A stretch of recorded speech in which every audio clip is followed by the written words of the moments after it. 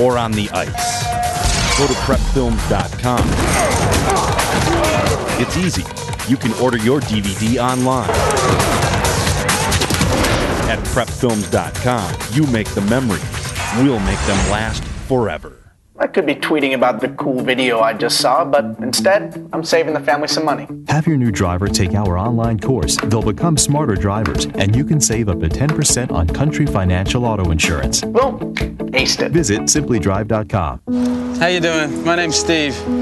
My family's lived in this neighborhood for years. Recently, things got so tight, we had to go to our local food bank for help. I lost a lot of sleep worrying about what the neighbors might think. That is until I saw them there, too. How'd I do, Steve? A little stiff. You could have done a little better. What? Come on. You know, I have an Academy Award. Yeah, but not for playing me. Play a role in ending hunger. Visit feedingamerica.org/hunger and find your local food bank. Mom, can I have $1? Yeah, it's right. I think my purse is upstairs on the bed. It's not here. Check the dining room. No. What about your sister's room? It's not there either. The upstairs closet? The downstairs closet? There are no more closets. Moms everywhere are finding ways to keep kids active and healthy. Get ideas, get involved, get going at letsmove.gov. IHSA Network Basketball is presented by Country Financial. What's your idea of financial security? Visit countryfinancial.com and we'll help you achieve financial security no matter where you're starting from. A third-place victory for Rockford Lutheran. They take home the third-place trophy. Talking with sophomore Thomas Kopelman. I've got good news for you. Your 8 threes ties an overall state record that was last touched in 2005 at the Super Section round by John Shire. You were on fire tonight. Yeah, I mean, I was off last game. I just talked to my dad, and he just told me to get arch on my shot, and so I thought about that all through warm-ups, and it ended up working out for me.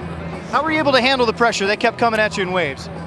I mean, they're a good team. They pressure hard. It's just we had to play as a team and pass, and then the double teams came, and then they left me open. My teammates found me. Well, congratulations for the record, at least getting your name in the record books. We'll talk to your head coach, Tom Guzzi, here. And for you, your dad's on the bench with you. Yes, he is. It's special. You know, we've been coming down the state tournament as a family for I don't know how long, and just to be here, these kids have just made all this possible. I'm so proud of them. You know, the biggest play of the game was by a guy who didn't start, with Tavius head coming up with that huge rebound. What's he meant to your program? He's meant a lot. We ask a lot out of Tavius. We ask him tonight, we asked him to dribble ball up the floor. We asked him to get big rebounds. We asked him to play strong inside. We asked him to do a lot on the court. We're very proud of him and the whole ball club. When you reflect on this state tournament, you ask for a sense of normalcy in comparison to what you went through maybe in the early 90s. Did you accomplish that a little bit? Yeah, we did. And the kids, you know, not getting to the championship game, they showed a lot tonight by just coming out here, showing their school what they're all about, showing the community and the state that they were going to fight to the final 32 minutes. Well, congratulations on taking home the third-place trophy. Thank you very much. Tom Guzzi, the head coach of Rockford Lutheran, and his father, the assistant coach. They share it together. Third place, going back to Rockford. We'll be right back.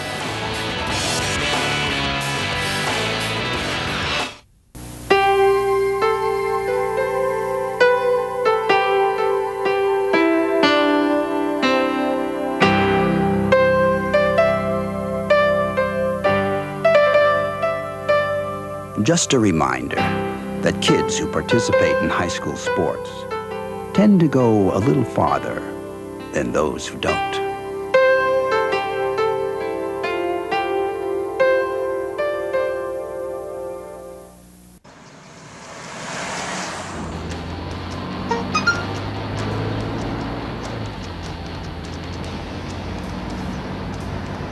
The average text takes your eyes off the road for nearly 5 seconds.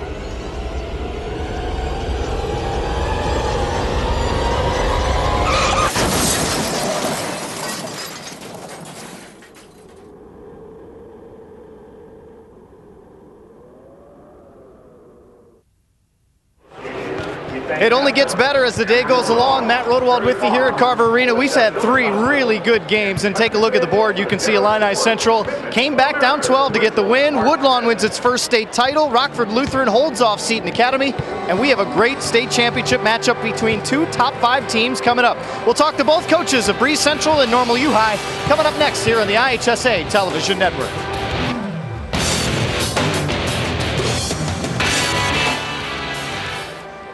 could be tweeting about the cool video I just saw, but instead, I'm saving the family some money. Have your new driver take our online course. They'll become smarter drivers, and you can save up to 10% on Country Financial Auto Insurance. Well, aced it. Visit simplydrive.com. I'm a family farmer. My family farms too. I'm making sure the food I grow is safe for my family. And for yours. I don't cut corners. It wouldn't be right. But family farmers haven't talked to you lately. We'd like to talk with you now. We know you have questions about how we raise your food. Treat our animals. And protect the environment. Join a conversation at watchusgrow.org. A conversation with the farm families of Illinois. I could be tweeting about the cool video I just saw, but instead, I'm saving the family some money. Have your new driver take our online course. They'll become smarter drivers, and you can save up to 10% on Country Financial Auto Insurance. Well, aced it. Visit simplydrive.com. So, what's it gonna be? We could ride bikes, skating, movies, zoo, whatever you guys want to do. Can we just do this? Yeah.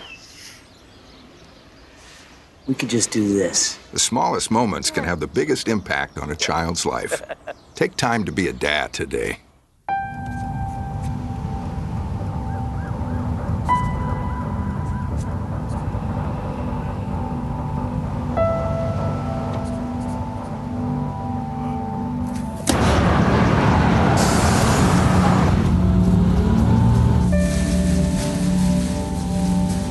When life's this hard, it's no wonder 7,000 students drop out every school day. Visit boostup.org and help kids in your community stay in school. My name's Reggie. Just recently, my wife and I took in her sister's children. Now, we already had 4, so I went from becoming a family man to a man with a bigger family. Now, you can't eat love, so I don't know how I'm gonna feed them tonight. How was that, Rich? I think I look more like Denzel. That's cold, man. Play a role in ending hunger. Visit feedingamerica.org/hunger and find your local food bank. As we approach the Class 2A state championship game, a matchup between number 1 versus number 4, and Breese Central's had a tough road here. Had to face the second-ranked team and now the fourth-ranked team, Stan Eagleson. Are you ready for tonight? Oh, I think so. You know, once you get to the postseason, those rankings don't mean a darn thing anyway. We felt we had a tough road from the regional on, so, you know, we had to have a good team effort to get here. We played quality teams, and we played well most of the games, and I think we're ready to go tonight. Brandon had quite the performance last night. He also said that the girls gave him a lot of crap for the fact that they got to the state championship game and the boys hadn't done so yet. They've done it. How much has it been fun to deal with that kind of going back and forth down in Southern Illinois? Well, you know, our kids support each other very well in sports. Boys always go to the girls' game and vice versa, so it's just a friendly little rivalry. I'm sure all the girls are pulling for us tonight. U-High goes with 6'7", 6'8", and 6'8". How do you match up at their size? Well, we don't. You know, we can't match up physically with them. We're just going to have to know our assignments, know their personnel, and try to put pressure on the guards and help out on the big kids when they get it in there on the post. Okay, Coach, best of luck tonight. Thank you. Head coach Stan Eagleson of Breese Central. He's been coaching for 30 years. This is the first time he's coached in a state championship game, hoping to win a title tonight. We'll be back. Grandpa! There he is. I love staying here. How long have you lived here? A long time. You know, your mother grew up here. I'm gonna have a house like this when I grow up. I hope so, buddy. I hope so. For the first time in generations, the dream of home ownership is being threatened. Realtors, members of the National Association of Realtors, are here to represent you and protect home ownership. Jane goes to school from 7:45 a.m. to 3 p.m. and must go to softball practice from 3:45 to 6 p.m., followed by jazz practice from 6:30 to 9 p.m. What are you doing between 3:45 and 9? A recent survey of Fortune 500 executives showed that 95% participated in activities while in high school. So don't just go to school, go beyond with the IHSA. The Illinois High School Association. Challenge yourself.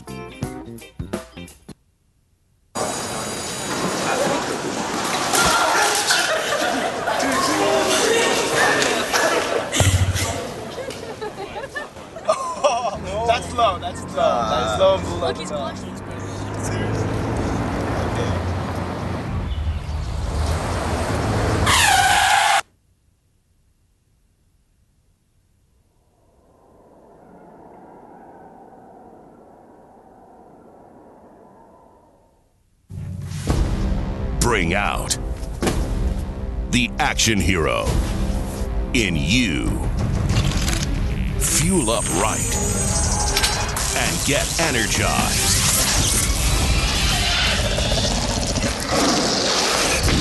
Be part of the greatest action movie ever. The first movie that puts you in the action. Show us how you train and eat like an action hero. Join in at actionheroalliance.com. For the program at U-High, Normal's school's been here before. Bob Fitzgerald, you've been a part of this as a player. Now you're here as a coach. It's a pretty exciting thing. You know, any coach, you know, this should be a goal of anybody. You know, you want your kids to have this type of experience. But you know, when you've been through it, you know how meaningful it is for you and your school and your own personal life. You know, it's nice to get our kids back here. How were your kids today, and how would you characterize them after a gritty battle last night in the semifinals? I'd characterize them as teenagers. They were as goofy and as giddy and as loose as they could ever be. You know, I'm sure things will be different when the tip goes up and the game starts, but they were no different than they usually are. Brandon Book had one heck of a performance last night for Breese Central. How do you stop it? Well, I think, you know, right now, you just got to show up and play and execute and guard.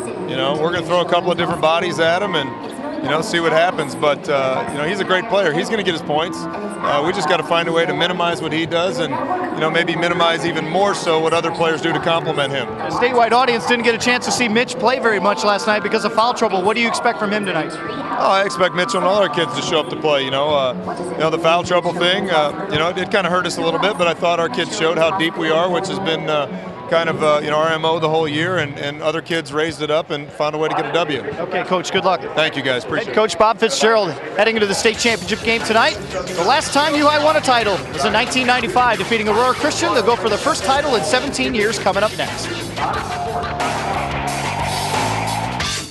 I could be tweeting about the cool video I just saw, but instead, I'm saving the family some money. Have your new driver take our online course. They'll become smarter drivers, and you can save up to 10% on Country Financial Auto Insurance. Well, aced it. Visit simplydrive.com.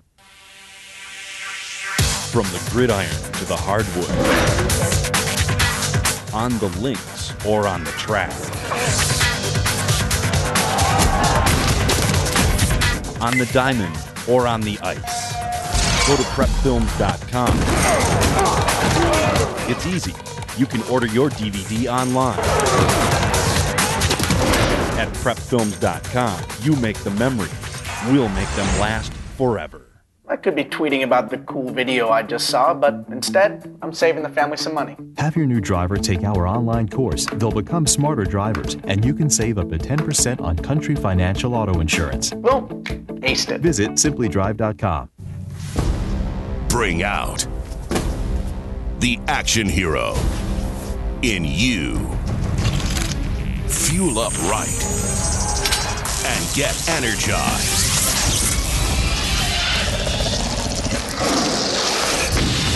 Part of the greatest action movie ever. The first movie that puts you in the action. Show us how you train and eat like an action hero. Join in at actionheroalliance.com.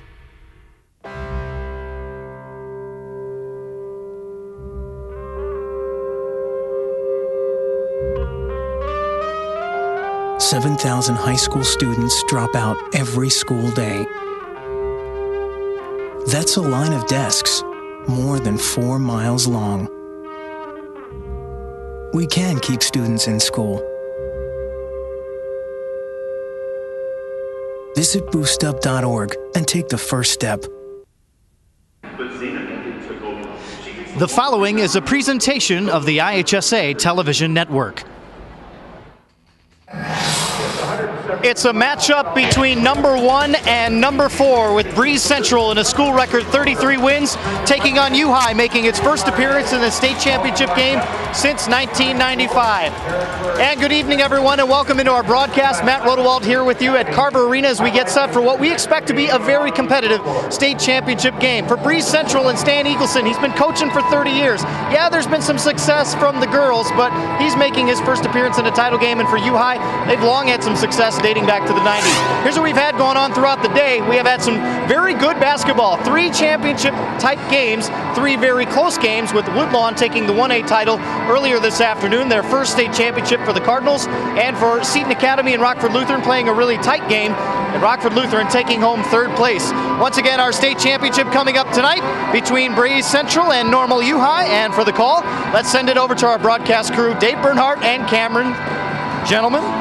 Thank you very much, Matt. And it's that time of the year, the final week of the season here for Class 2A teams. Now, if you followed on IHSA.org, you've been able to see all the statistics, the offensive statistics for these 2 teams, U-High along with Breese Central. Defense, not so much. You have to see them in person. We did last night. You did right here. And what you saw was Breese Central, their defense as good as advertised.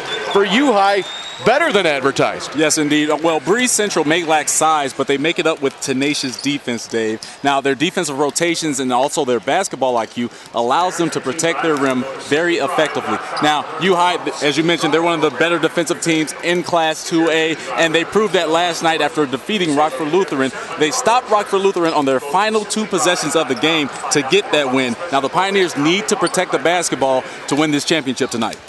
Well, one of the people they'll have to go up against is a name that's probably been uttered more than any other. That's Brandon Book for Central. Well, the Cougars are powered by Brandon Book, the 6'6 senior. Dominated last night's game against Seton with his defense and scoring. It'll be interesting to see how Book will be able to get his shots off against the longer U-High defenders. And one of those will be the sophomore, Kata Bates-Diop. Well, I'm looking forward to this matchup. Kata Bates-Diop, the young star. He plays nonchalantly, but after the game, you'll look at the stats and you'll look up and say, wait, this guy had a double-double.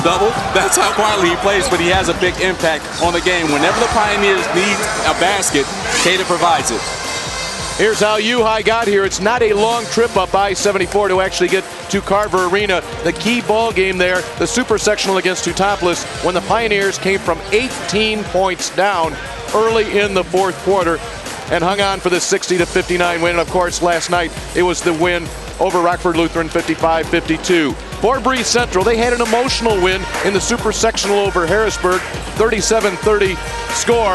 Last night it was a 10-point win over Seton, 57-47. When we talk about defense, one of the men that had a great defensive game last night, he's had a great defensive 4-year career. That's Nick Grapperhaus from Breese Central.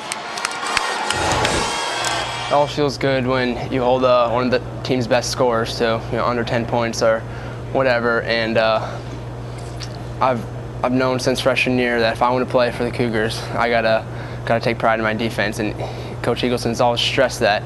So it's always been my main focus. If you can play defense, you're gonna be able to play basketball no matter what you can do on offense. Okay, for both ways, though, defense important, but you have to watch the fouls. That could be a major impact in tonight's ball game. It really could, and Brandon Book found himself in foul trouble against Seton Academy. It'll be interesting to see how he'll be able to stay in the game against the longer defenders that U-High presents, and he's going to have to be effective on the boards and have to have some urgency getting the rebound, but he has to keep in mind that he cannot get into foul trouble, because once he leaves out, Breese Central gets smaller, Dave. 1995, that's when U-High won a state championship under Cal Hubbard. First time for Breese Central in the title game. Let's get things started. Let's go to Paul Herzog, our public address announcer here at Carver Arena. Good evening, basketball fans. On behalf of the Illinois High School Association and the City of Peoria, welcome to Carver Arena for America's Original March Madness. Tonight's Class 2A championship game for 2012 features the Norman University Pioneers at 28-4 and the Breese Central Cougars at 33-1. And now to honor America. Please stand, remove your caps, and pause for a moment of silence as we remember the men and women of the armed forces serving us here and around the world, away from their families, protecting our freedom.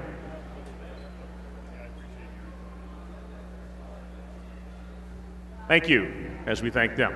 And now please address the flag with your hand over your heart as Anna Novotny, a senior at Canelan High School, leads us in our national anthem.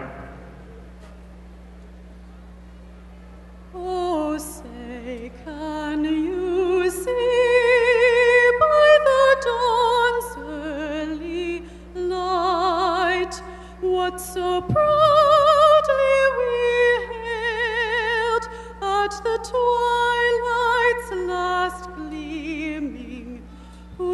broad stripes and bright stars through the perilous fight.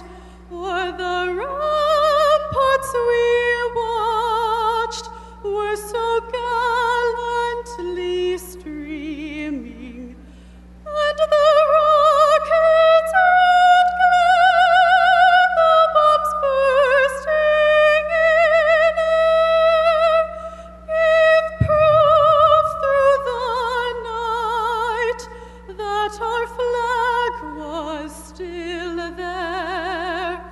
Oh, say does that star-spangled banner yet wave o'er the land of the free and the home of the brave?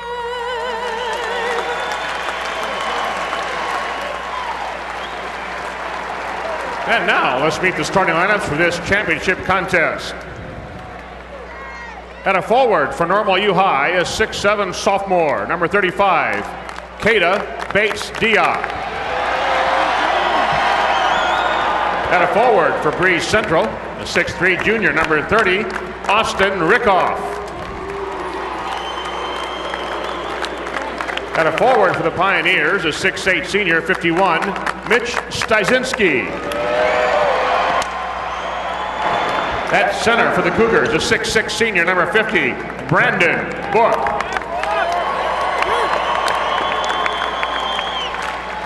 At center for Normal U High, a 6'8" senior, number 55, Bryn Agnew.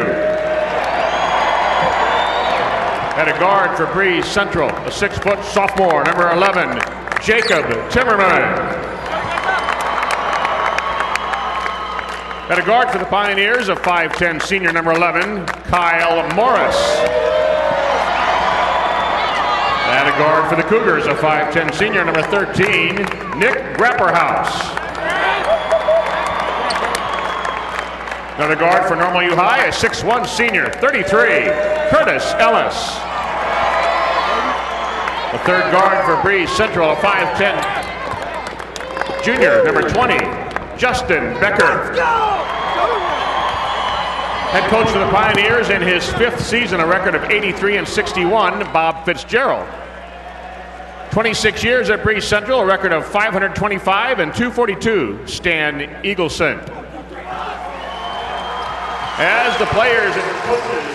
Those three men are getting ready for this one. It's the 2A title game. Your officials, Jim Fisher, Kirk Hacker, and Tony Rodriguez. They're ready. We're ready. Are you? Central and U High coming up next.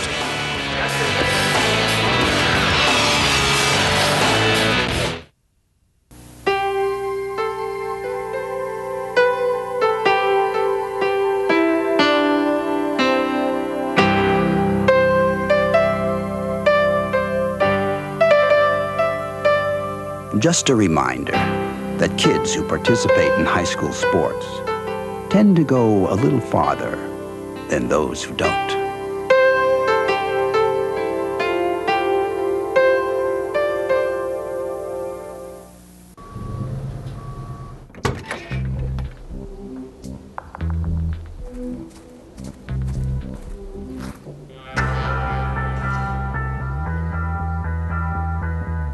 When you throw away money on wasted electricity, you're throwing away everything you could have bought with it.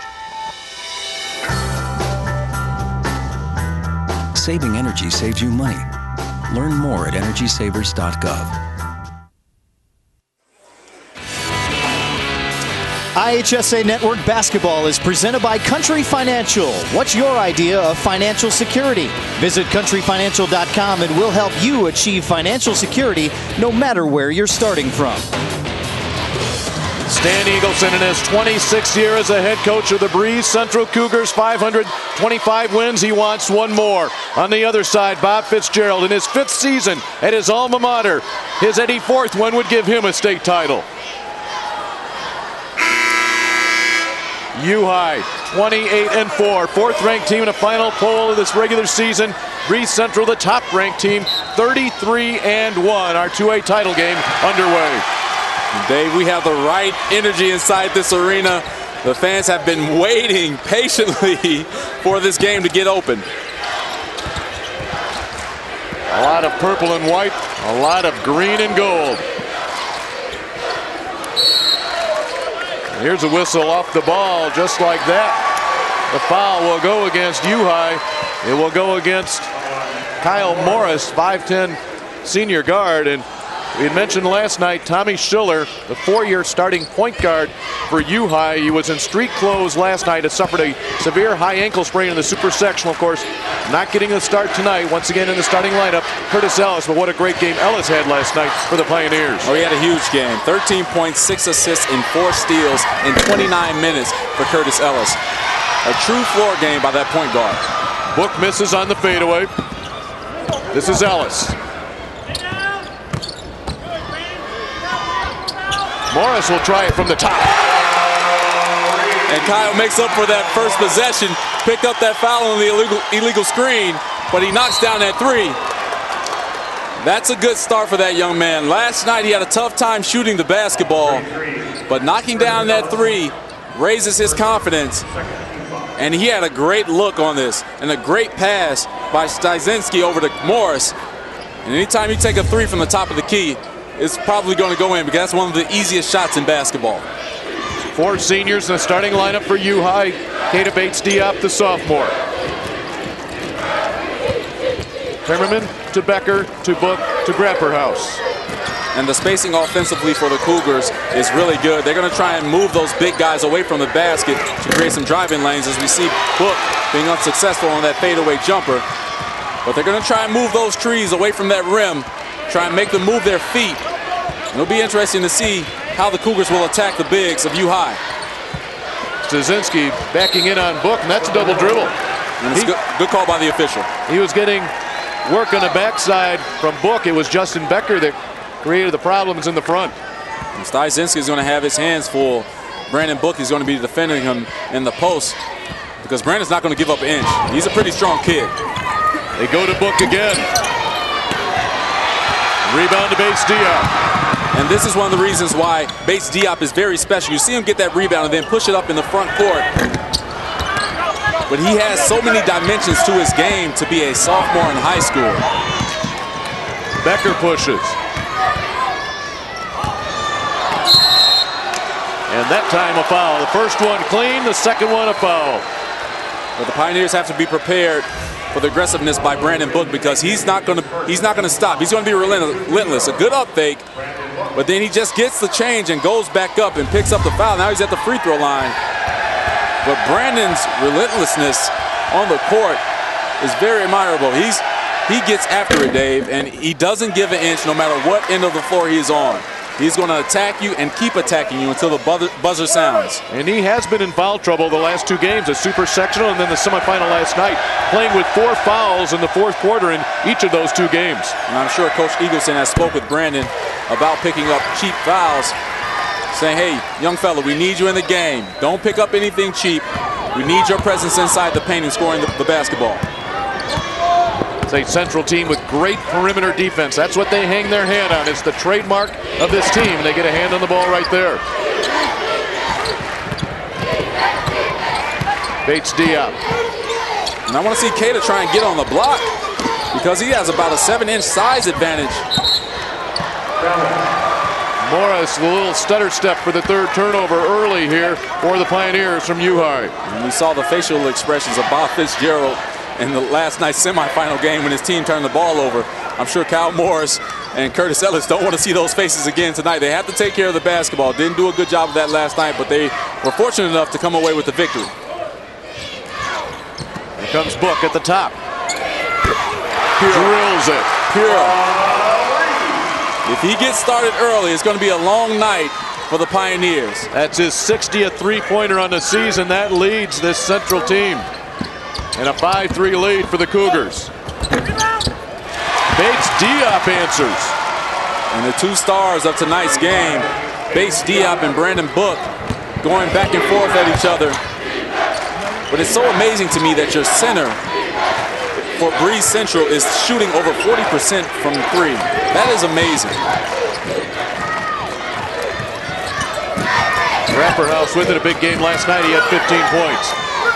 Book Nice on the pass inside to Rickoff. And a great job by Breese Central, moving the basketball quickly, not over-dribbling, seeing where the defenders are, making those big guys move their feet. 7-5 lead for Central.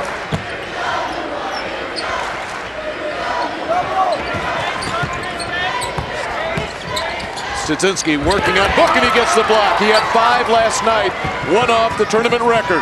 And Brandon had a good base on that defensive possession, forcing Stadzinski over to the baseline. And Book used the baseline as another defender, so smart move. 3 by Rickoff comes right back into his hands. And this is where the Cougars make you pay. They get offensive rebounds, they get second cracks at scoring, and it really wears on the defense. They're going to get Ellis with a push. And that's going to be 2 fouls on Curtis. This is huge. Yeah, that's not good. He is coming in to replace Tommy Schiller. Bob Fitzgerald not happy. His team trails by 2 as we go to break. Jane goes to school from 7:45 a.m. to 3 p.m. Then must go to softball practice from 3:45 to 6 p.m. followed by jazz practice from 6:30 to 9 p.m. What are you doing between 3:45 and 9? A recent survey of Fortune 500 executives showed that 95% participated in activities while in high school. So don't just go to school, go beyond with the IHSA. The Illinois High School Association. Challenge yourself.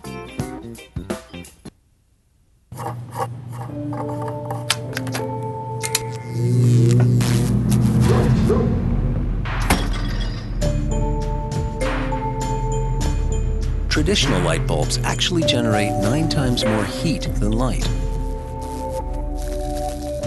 Switch to Energy Star light bulbs, and you'll realize just how much cash you are really burning through.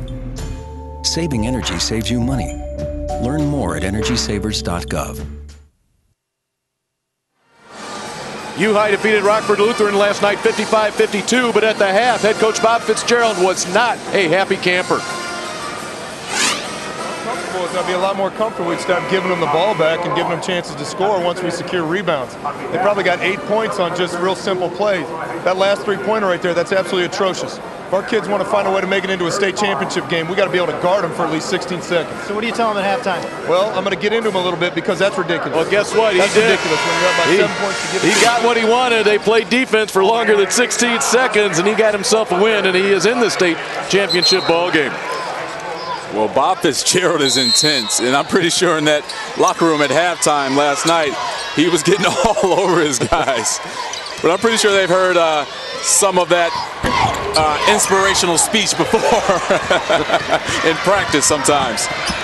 Ellis goes high for the rebound in traffic as we take a look at our final trivia question of this weekend, brought to you by Realtor.com. How many students has the IHSA All-State Academic Team honored since its inception in 1994? We'll have an answer for you in the second half. Your trivia questions brought to you by Realtor.com. And how about this, Dave? Curtis Ellis is still in the ball game with 2 fouls. He has to be very careful. That left-handed shot will go down. Give the bucket to Kane Wildermuth. He had a big game last night. 6 points and 7 rebounds off the bench, and he's pulled his team into a tie. Well, Kane hasn't been known to take that shot, but steps up and is confident and drilled it. Rapperhouse with the miss. That ball goes off the official. It stays in bounds, so the Pioneers will have it. The Central fans don't like it. That's the rules. Well, the Central fans don't like it, but the Pioneer fans love it because it saves a possession.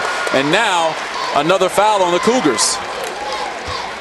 For all you officials in waiting, the officials are part of the floor right off the heel. What a break. I'm sure Stan Eagleson is saying, what are you doing? You have to hustle up the court. You got to get up quicker than that. You're costing us possessions, ref. Kane Wildermuth at the line. His twin brother also in the ball game right now, wearing number 23 for U-High, Malik Wildermuth. They are a pair of sophomores. Kane at 6'6", Malik, there he is. A little bit different hairstyle than his twin brother. He is 6'5". But Kane misses both. Central tonight, 2 of 8 from the floor. Brandon Book, a slow start, just 1 of 5. That was a three-pointer, however. Tough defensive play by Tommy Schiller. You can see why he's so valuable for this Pioneers team, because he just knows little intricacies of basketball and spacing. So Schiller off the bench, big brace on his ankle. But the 4-year starter at senior will run the show. He has it now. He won't score that much, but he gets it to the right man. He gets it to Nick Schroeder just in off the bench. And he's inspiring the Pioneers right now. A little razzle-dazzle on that killer crossover and feeding his teammate for the bucket. Look at this. Malik Wildermuth. Schiller finds Schroeder. Here's Grapperhaus. Broken up nicely by Malik Wildermuth. But check Tommy Schiller. A little razzle-dazzle on the crossover and feeding his cutting teammate. Got hit on that play, but is able to finish it. And Nick Grapperhaus with a smart move kind of slows up for the defender. I'm sure Nick felt he got fouled, but Malik is saying, hey, that was all ball. Play on. Both coaches going to their bench. The advantage would go to U-High. They are deeper coming off their bench already. Bob Fitzgerald has played 8 players in this game, and we still have a $147 to play here in the first quarter. And they come at you in waves. They keep coming. Kind of similar to what Seton Academy does with their rotations. Just guys that are willing to play. They're going to put their bodies on the line, and the intensity level is not going to drop off no matter who's in the game for the Pioneers. They play with heart, they play inspired, and they play to win.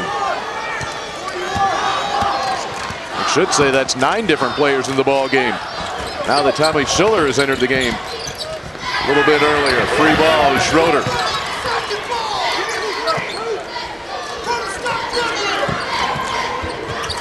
Schiller with the move with a bad ankle.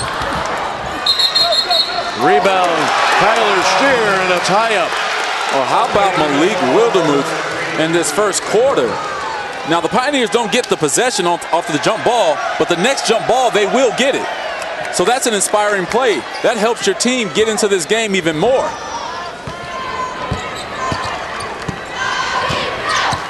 Timmerman, the sophomore. Book, he hasn't had many touches the last few times down the floor.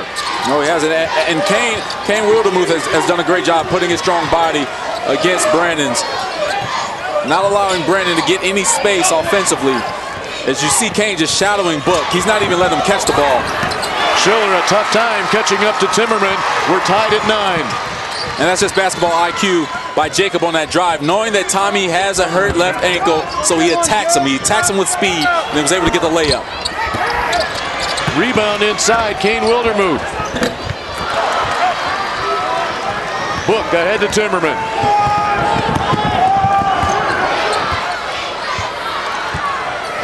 The Cougars going to hold for the last shot here.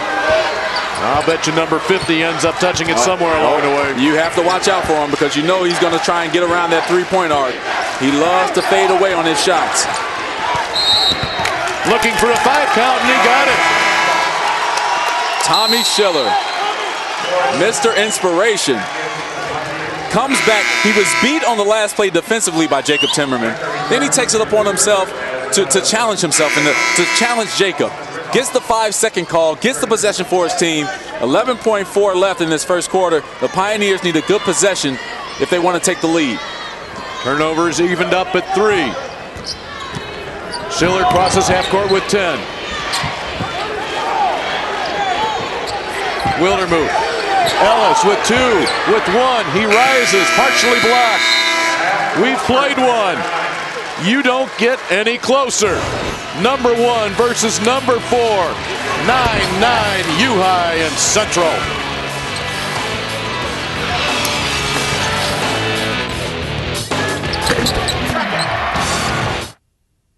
How come an insurance company thinks 15 minutes is enough time to do a good job? How come insurance companies tell me how much I can save before they even know what I need? How come? How come nobody gives me a financial plan? I can understand. Country Financial does. Your country representative can help protect what you have now and prepare for the future. Somebody who knows retirement planning and insurance. No kidding. At Country, we always ask, what's your idea of financial security?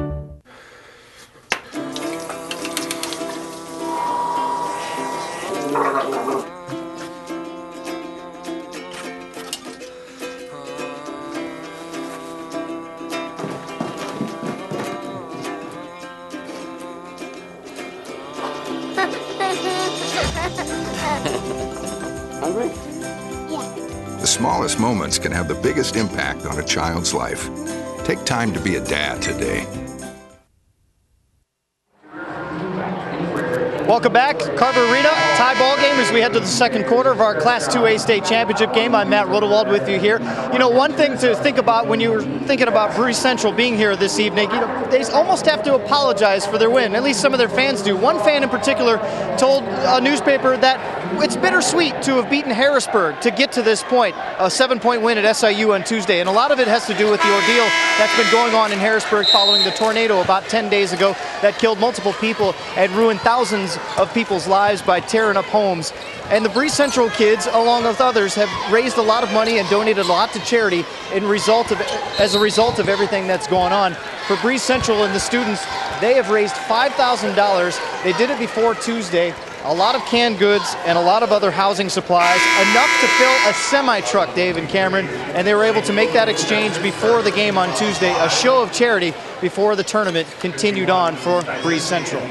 You know, man, that's just yet another example of the youth of America that so often gets beat down, how they pull together, and that so much good comes out of tragedy. Yes, you're stronger with numbers, and you're stronger together. And those kids coming together, high school students, these are young kids, to give up their weekends, their days, their time after school to go out and help a fellow human being out, help out a fellow high school student. That's huge. That is great to see and great to hear about. You can bet that there's an awful lot of Harrisburg fans pulling for Breese Central here this evening for that one reason, if no other. Yes, indeed, and I'm sure that the Breese Central community has adopted Harrisburg as one of their own for this weekend. Well, they have the same school colors. Why not? Matt Rodewald, Cameron Smith, former guard at Southern Illinois University. I'm Dave Bernhard. You've picked a good one here tonight, your 2A championship from Peoria. Tommy Schiller, he has the ball. He did not even dress last night. Kata Bates-Diop on the miss. May have been a push inside. And they will get number 55, Bryn Agnew. Agnew, a 3-year starter, his second foul. We'll keep an eye on those fouls inside because that could certainly prove to be a difference in this ball game as Brandon Book, the lone big man for Central, have to battle Szynski, Agnew, Bates-Diop, a couple of Wildermuths. He's going to shoot the three. Rebound yanked out of there by Rickoff. Good job by Morris to stop Book before he got started. And those two are battling down there on that block. But Brandon has some nice post moves there. We see the up and under in the left hand and gets a roll. How about that? That's only a second field goal now in 8 attempts. But he's given his team the lead. Book with 7 of the 11. Brandon channeling a little Hakeem Olajuwon with the dream shape on that up and under move. I like that. Morris takes it away from Grafferhouse. And Grafferhouse takes down Morris. You don't see a ball stick on the rim too much longer than this one from Brandon Book. Not at all, but I love that up and under fake, and he did it with the left hand. Brandon must know these rims because he's hitting the right spots to get these buckets to go in.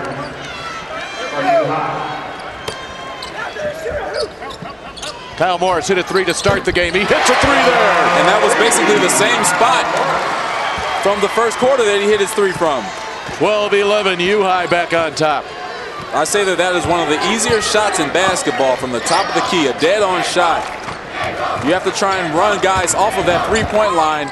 And Breese Central, a good defensive team, needs to close out a little closer and get out there with a little more urgency.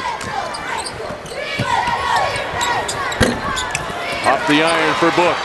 Rebound Bates-Diop. We're seeing some strong minutes by Tommy Schiller. playing hurt, but I'm thinking he's running off pure adrenaline. But Cal Morris, that's going to be his second turnover of the game. And the 5th for U-High. And Bob Fitzgerald is not happy. There's Kyle Schiller. He is the 3rd straight Schiller brother to start at point guard for U-High. His older brothers Peter and EJ, they started from 2006 to 2010. And I'm sure they groomed Tommy for this position at point guard. You can see the confidence within his game. Even though he's hurt, he's still making sharp cuts and sharp moves with the basketball. Breese Central down by 1. Bates Diop on Grapperhaus. That's a tough matchup for Grapperhaus. The drive inside, Gavin Thomas.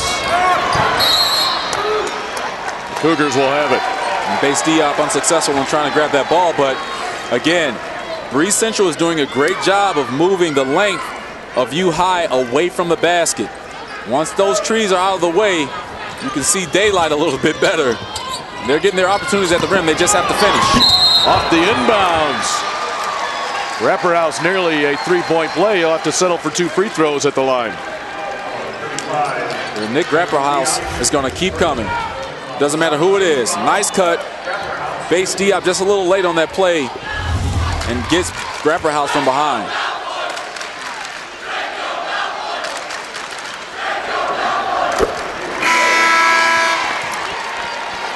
We're tied at 12.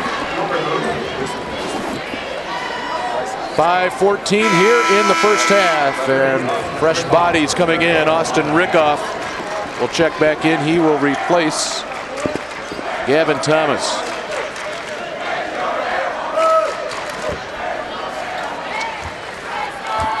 Nick Grapperhaus saw extended minutes last night, playing the entire basketball game, and he still has energy left. That's a testament to this kid's conditioning. He's in some great shape, and he's always guarding the best guard on the opposing team. Our lead flip-flops back to Breese Central. They'll get a chance to build on it following the 6th turnover of the night by U-High. And the more turnovers that the Pioneers create for themselves, the deeper the hole will be. These are missed opportunities. When you turn the basketball over, you don't even get an attempt at the rim. Timmerman harassed by Bates Diop. And Cada's length allowed him to deflect that ball away. Nice pass to Cal Morris. His 3rd three of the night. Well, Cal Morris is cooking in his first half. Let him cook, ladies and gentlemen. Stepping up for his team from behind the arc.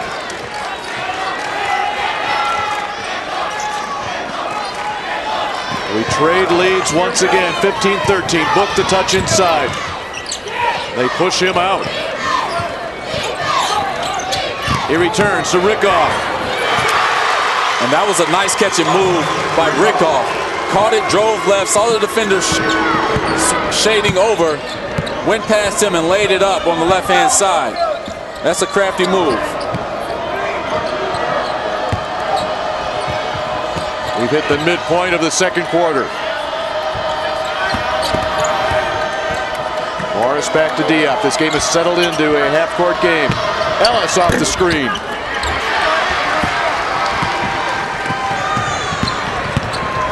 Grapperhaus with a shot, a quick glance to the right. He thought there was a defender. It was one of the officials. Nick is just trying to be careful. Yep, doesn't want to turn that basketball over. You are on high alert in the state championship game. He knows how valuable possessions are in championship games.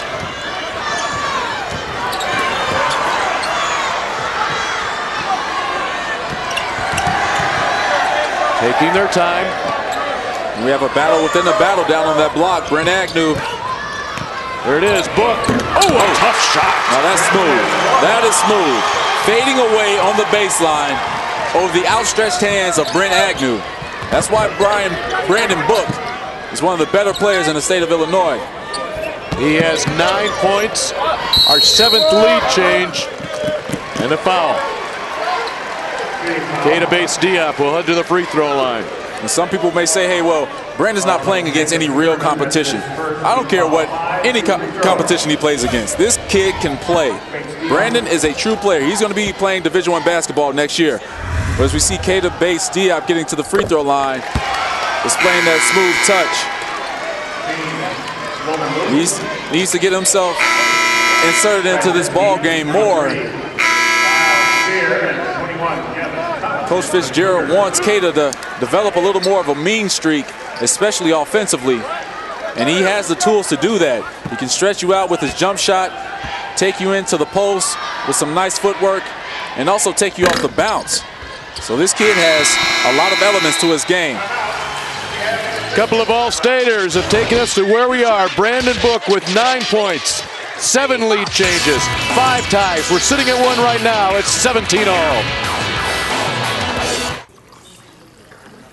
Boo! Hey, where are you going? You can't get by me. I'm number 1 in this class. I rule this lab. I'm number 1. Hey, I don't think so. Yes! Winner! I am a king! Woo! You wouldn't do it there. So don't do it here. Sportsmanship. It's up to you. What? Jerk. So, what's it gonna be? We could ride bikes, skating, movies, zoo, whatever you guys want to do. Can we just do this? Yeah. We could just do this. The smallest moments can have the biggest impact on a child's life. Take time to be a dad today.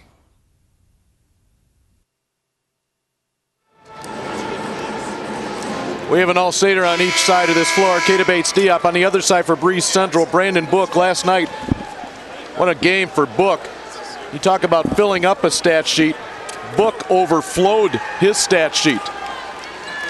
24 points, 14 rebounds. That's right, 6'6" senior, 3 of 7 from three-point range, and he added 5 blocks. That was just 1 shy of the tournament record. That was Brandon Book 1 night ago, enabled his team to knock off Seton Academy 57-47 to put them here in the title game for the first time in their history. And Keita's going to pick up a foul, reaching in on Jacob Timmerman, but going back to Brandon Book, putting up those numbers against J.R. Tolliver and Russell Robinson of Seton Academy. Now, those are 2 tough defenders, especially when you think about J.R. Tolliver and his size and strength. Brandon was able to take Tolliver outside of the paint, knock down some shots, and also get inside of the paint and finish at the rim. Jacob Timmerman at the line following the second foul of the game for Bates Diop.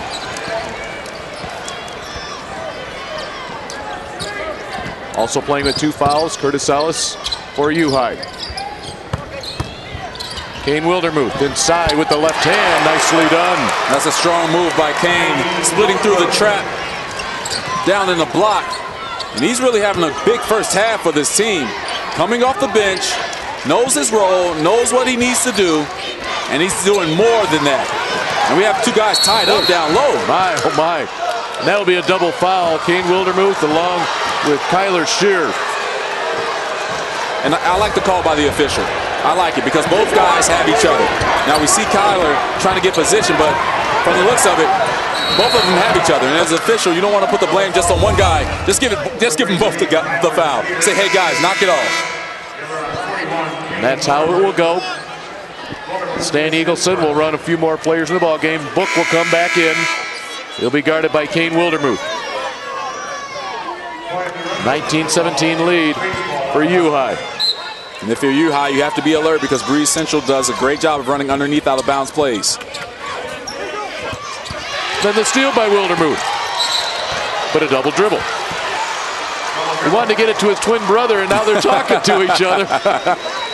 Saying, hey, Malik, where were you? I needed you. You're supposed to be my twin brother. You're supposed to know what I'm about to do. That was a good moment right there.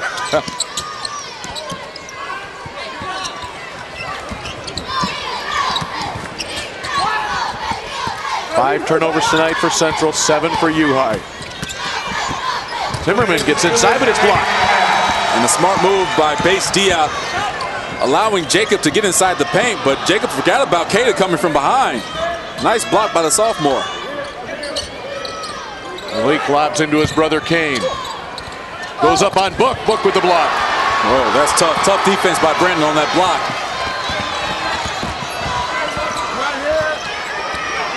And now the Cougars a chance to tie.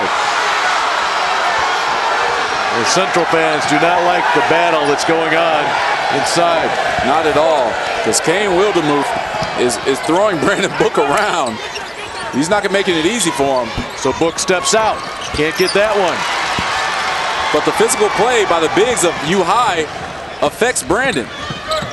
Because on that three-point attempt, normally he'll knock that down. As we see Kane Wildermuth again asserting himself into this ball game. A 4-point lead with 60 seconds to play. He has been a huge factor in this first half. Wow. Book the touch inside. He's going to take it all the way. Fades away, though, on Wildermuth. Thought he might power him in. And Kane has to be careful because he may pick up a cheap foul. But he forces a steal. Here's Ellis. You cannot imagine the effect that Kane Wildermuth has had in his ball game until you sit as close as we are, as he has been defending Book down at this end. And he has a strong body and was able to create that turnover for Breese Central, but he just bodies up with Brandon Book, and Curtis Ellis does a great job of getting the defender to bite on his tricks to the basket. He gets to the free throw line. But Kane Wildermuth, man. Well, Brandon Book had admitted that in the game against Harrisburg in the Super Sectional that Harrisburg was very physical with him, and it took him out of his game. We see a little bit of that here as Bates Diop will have a seat for the final 38 seconds. And that's what you try to do. Anytime you play against a big name or a big time player, you have to play physical with them. Not trying to hurt them or anything like that, but you want to make their looks at the basket very tough. You don't want them comfortable out there on the court, because if they're comfortable, then it's going to be a long night for you.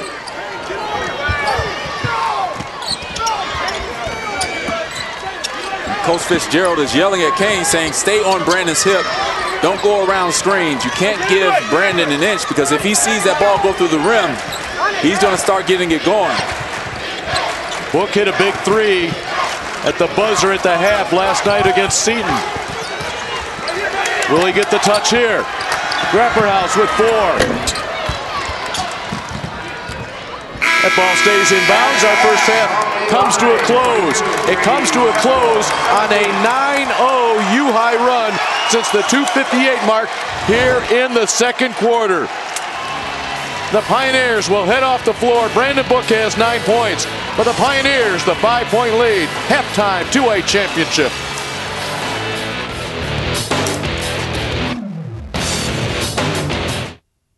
I could be tweeting about the cool video I just saw, but instead, I'm saving the family some money. Have your new driver take our online course. They'll become smarter drivers, and you can save up to 10% on Country Financial Auto Insurance. Well, aced it. Visit simplydrive.com.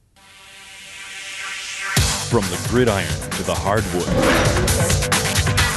on the links or on the track, on the diamond or on the ice. Go to prepfilms.com. It's easy. You can order your DVD online. At prepfilms.com, you make the memories. We'll make them last forever. I could be tweeting about the cool video I just saw, but instead, I'm saving the family some money. Have your new driver take our online course. They'll become smarter drivers, and you can save up to 10% on Country Financial Auto Insurance. Well, aced it. Visit simplydrive.com.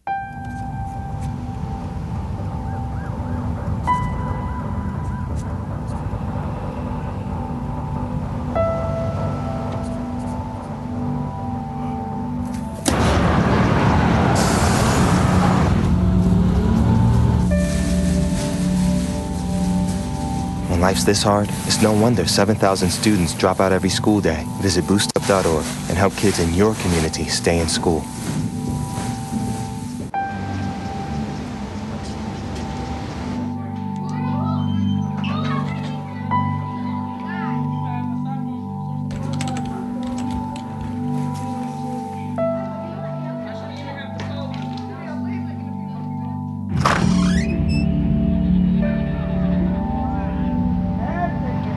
When life's this hard, it's no wonder 7,000 students drop out every school day. Visit boostup.org and help kids in your community stay in school. Been an entertaining day here at Carver Arena. We've had 3 good games, technically 3.5, as we are at halftime of the Class 2A State Championship. And now for our Class 2A 3rd place and 4th place presentation, we send it to the public address announcer, Paul Herzog, for the ceremony. Thank you, Matt. Ladies and gentlemen, we direct your attention to midcourt for the 3rd and 4th place team and individual awards for the 2012 Class 2A Illinois High School Association State Basketball Tournament. Presenting medallions will be members of the Illinois High School Association Board of Directors attending this game, and they are Dr. Michael Gardner, Frankfort Lincoln Way North, Division III, James Boyd, Port Byron Riverdale, Division IV, Ron Connor, Clinton, Division V, Dr. Chuck Nagel, East Peoria, Division VI, Jim Woodward, Anna Jonesboro, Division VII, Greg Bradley, Mount Zion, the treasurer, and the governor of the state of Illinois, Patrick Quinn. At this time, please meet the Sting of South Holland Seton Academy, who finished 4th in 2012 with a record of 28-6. Dr. Mike Gardner will assist Patrick Quinn for the medallions. Let's meet the superintendent, the principal actually of Seton Academy, Mary Ann Lynch. Assistant principal, Earl McKay. Athletic director, Dion Tolliver. Head coach, Brandon Thomas.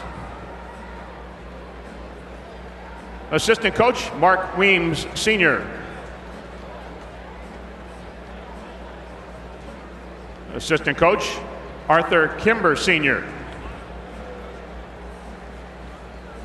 Assistant coach, Kevin McNair. Assistant coach, Romel Bryant. Assistant coach, Jack Solomon. The manager, Trey Lee.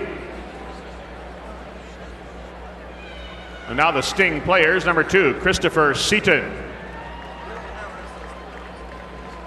Number 3, Keith Williams. Number 4, Mark Weems.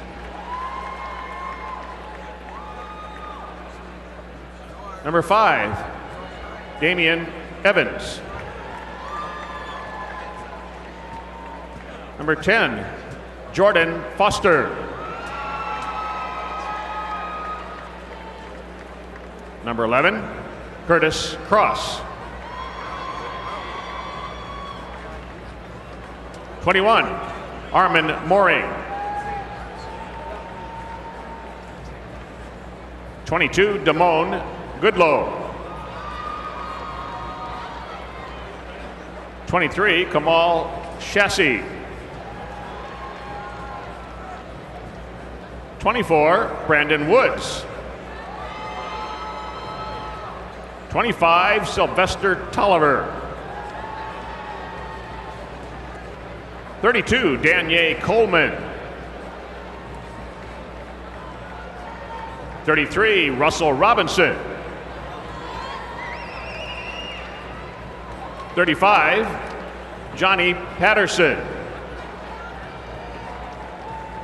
And 52, Tyrell Jordan. The Sting of South Holland Seton Academy, 4th place, 2012, 2A.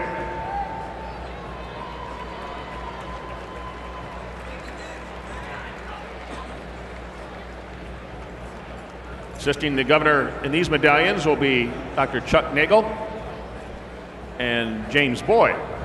At this time, meet the Crusaders of Rockford Lutheran, who finished in 3rd place 2012, the record of 30-4. Superintendent of Rockford Lutheran, Don Gillingham.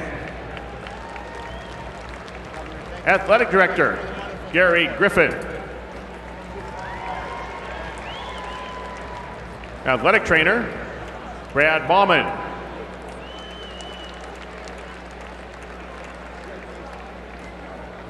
Head Coach, Tom Guzzi.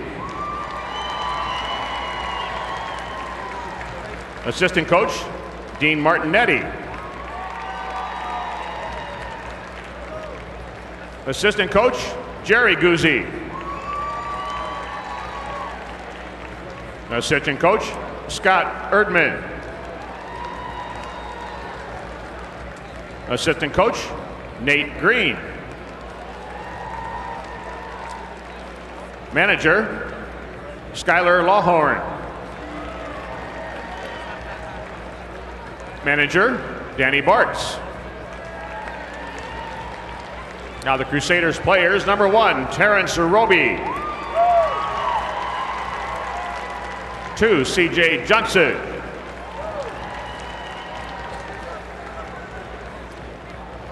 3, Derek Seiler.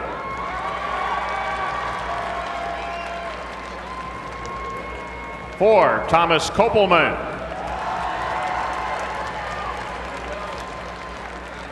5, Joe Kellen. Number 10, Luke Kohler. Number 11, Alex Oates. 14, Tavius Montgomery. 20, Jake Milborn.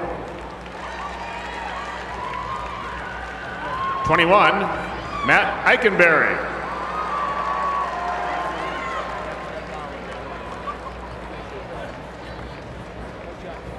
24, Nate Weeding. 25, Nick Grigsby. 31, Brad Powell. And 33, Charles Jones. The Crusaders of Rockford Lutheran, 3rd place 2012.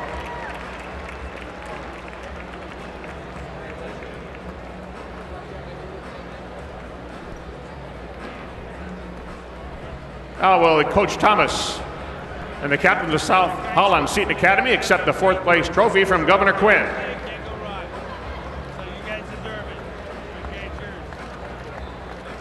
Congratulations, South Holland Seton Academy, 4th place 2008, 12 for 2A. Well, Coach Guzzi and the captains of Rockford Lutheran step forward to receive the trophy from Governor Quinn. Yeah, right here, guys, on the line. Congratulations to Rockford Lutheran, 3rd place in 2012 and 2A, a record of 30-4. Congratulations to both teams for their success in America's original March Madness. We hope you enjoyed your stay in Central Illinois and specifically in Peoria. We remind you to drive safely. And for the Seton Sting, a state champ in 2009, taking home the trophy today in 4th place in Rockford Lutheran for Tom Guzzi. Finally gets a trophy. He played on the Elite 8 team in 1991, then 21 years later, takes home the trophy in 3rd place. We have 1st and 2nd to decide. Still a very good game. Our 4th good game of the day. U-High with a 5-point lead. The Pioneers and the Cougars. We'll talk to both coaches coming up here on the IHSA Television Network.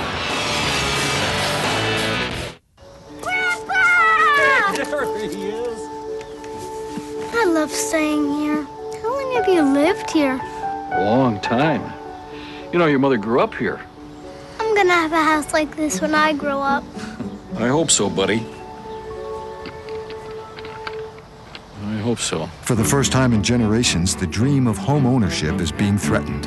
Realtors, members of the National Association of Realtors, are here to represent you and protect home ownership.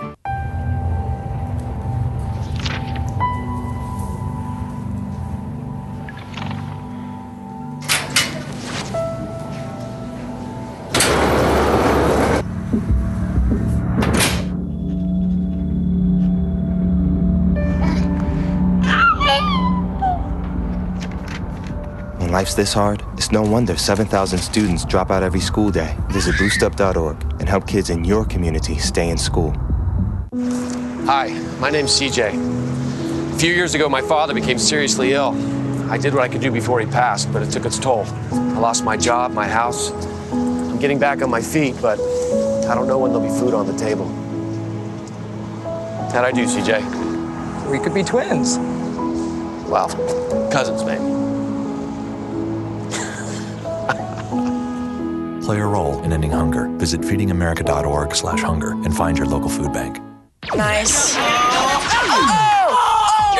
Yes, go! Yes! No! Come on!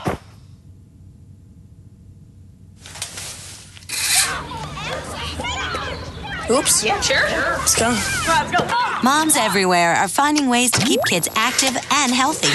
Works every time. Get ideas, get involved, get going at letsmove.gov. IHSA Network Halftime is presented by Realtor.com. Realtor.com's real estate search app makes researching neighborhoods and finding homes for sale easy. Download it for your smartphone in your market or at Realtor.com/mobile. 16 minutes away and U-High up 5 here at the break. Bob Fitzgerald, you're 16 minutes away from a state championship. How do you think it's gone so far for you? Well, there's still 16 minutes in this basketball game, and that's an entire half, so we ain't going to talk about state championship until 32 are over, and hopefully we got more points than they do. Are you getting the movement you want out of Curtis Ellis? No, we got to move the basketball a little bit better out of everybody, not just Curtis. The ball's stagnant. We got to get a little bit better post touches and start capitalizing on things. Do you like what you're doing on Book? Yeah, I do. I think we're making them take hard shots, and if we can keep doing that and rebounding, I think we'll have a chance. Okay, Coach, good luck. Thanks, guys. Head coach Bob Fitzgerald, who is a little more better mood tonight than last night, but you can understand why. His team's leading, up 5, and doing well so far in the state championship. I'm Donna Jeske, a fourth-generation farmer from Mazan, Illinois. Family farmers like me are a lot like you. But we still have to earn your trust every day, growing the best and safest food we can raise and protecting the world we live in. All of that makes me a lot like you, and a lot like the 94% of Illinois farmers who are family farmers. Hey, my name's Katie and I'm in the 9th grade. I'm an A average student and I'm an athlete working towards a scholarship.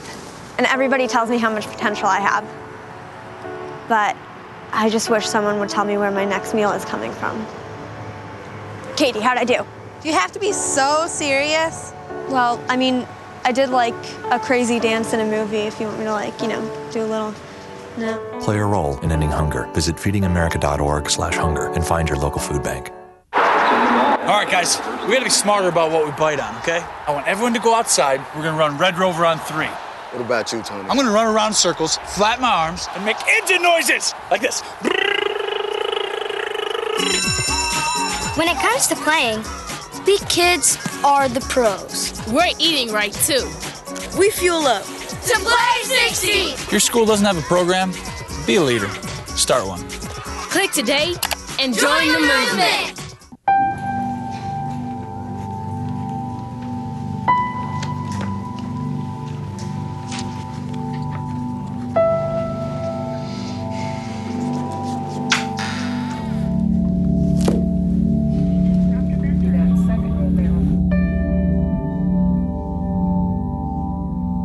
When life's this hard, it's no wonder 7,000 students drop out every school day. Visit boostup.org and help kids in your community stay in school.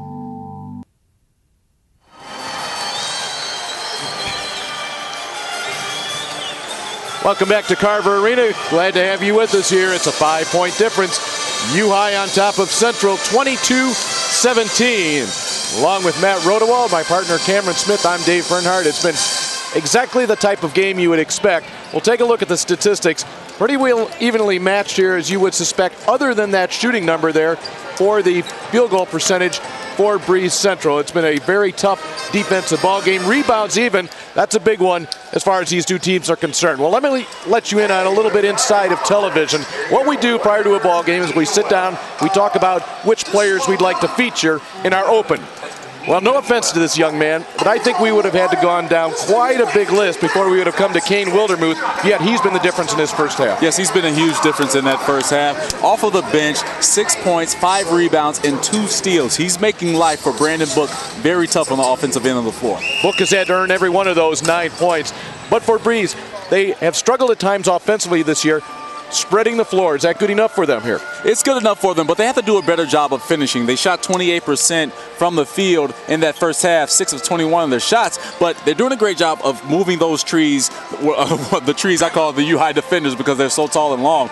They're moving them away from the rim and getting good driving lanes. They're just not finishing. They have to do better in the second half to win this game. Not since 1995 has U-High been able to claim a boys state basketball championship. Breese Central, they do not have that first place trophy. They're looking for it as well. A 5-point difference at the half. Hey, great party. Oh, thanks. Here you go. 1 hamburger, medium well. This is well done. No. That's medium well. What? Are you calling me a liar? This thing is practically burned. That's it. You're not going to come to my house and tell me how to cook a hamburger. You wouldn't do it there. You gotta be crazy. So don't do it here. Sportsmanship. It's up to you. My name is Fernanda. I'm the wife of a teacher. Budget cuts affected my husband's salary, so I'm picking up some part-time work. We're doing everything we can to make sure our kids eat today. Tomorrow, I just don't know. Fernanda, how'd I do? Well, I usually fold the underwear first. I meant the acting, but good to know. Play a role in ending hunger. Visit feedingamerica.org/hunger and find your local food bank. 5-point deficit facing Breese Central here with head coach Stan Eagleson. Brandon Book with 9 points to lead the way, but 3 of 12. Those are some tough shots he's taking. Yeah, forced some things, some of the shots, even some of the shots he made were too tough of shots. We got to get into a better flow offensively.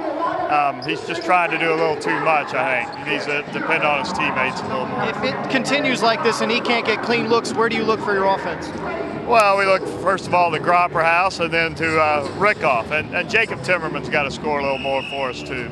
I think we'll be better this half. That was a pretty poor offensive half, and hopefully we'll make some corrections. Okay, very good. Good luck in the second half, Coach. Stan Eagleson, a little more confident about what his guys are going to do heading into the second half. Dave, we'll send it to you. Well, Stan Eagleson may have glanced, and he probably would have felt it rather than just look at the numbers, but in the last 7 possessions for Central in the first half, 5 missed field goals and 2 turnovers. That's one of the reasons that U-High was able to go on a 9-0 run. We've had 6 ties and 8 lead changes, and we are 16 minutes away, possibly more, to crowning a state champion. And remember, this is just the 3rd weekend out of 4. We'll be right back here. Next week, it will be Class 3A and 4A. A lot of the favorites still alive. There could be some amazing matchups right here on this Carver Arena floor. Be sure you join us either in Peoria in person or how you're watching the game right now on the IHSA television network. Well, March is the greatest month of basketball. You're talking high school basketball, college, and also in the NBA. But in March, high school rules because these kids give it their all. It's not about money or contracts or sneaker contracts. They're playing for the love of the game and also for their schools. And here in Illinois, it's America's original March Madness. Second half underway. Timmerman looking to score. Diop says, not in my house. Well, Keita owning that paint, and he did a little bit of this in the first half, just allowing Jacob Timmerman to think that he has an open layup, and then boom, Keita comes with a big block. Those long arms have been effective on defending Jacob Timmerman. Diop got a little bit of a ball, but also some arm as Book's on opening and look to take advantage. He'll look to go into double figures here with 2 free throws. And I like that drive by Brandon Book. Didn't settle for the jumper, attacking the basket. I'm sure he and Coach Stan Eagleson talked about that during halftime, wanting him to get to the basket more and not just settle for jump shots. Book an 85% free throw shooter. 4-year starter, the All-Stater. Many people say the best player in Southern Illinois, regardless of class. He has 11. First 2 points of the half scored by Central. We have a 3-point game. Coach Fitzgerald wants more ball movement out of his Pioneers. So let's see what kind of sets that they run to allow the ball to be moved effectively. But they do a great job of screening away. They love to set those stagger screens when the ball's on the opposite side of the floor to try and free up a shooter or to get a driving lane. Well, there's a shooter tonight. Kyle Morris had been 3 for 3 from three-point range before that miss. That will be a foul on Justin Becker.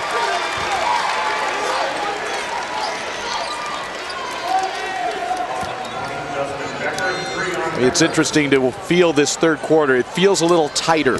You know, both teams, I know we've only had a couple of possessions, but it just doesn't have that same level of energy or fluidness that we had. Because the players know what's at stake. A bad possession here, a bad possession there. A basketball is a game of runs, so each team is going to go on a run in the second half, but they know that it's the state championship game, the final game of the season. Probably actually the final game of some of these players' careers in terms of high school basketball. Stuzinski trying to set up inside. Instead, takes D up, and there's a block by Book.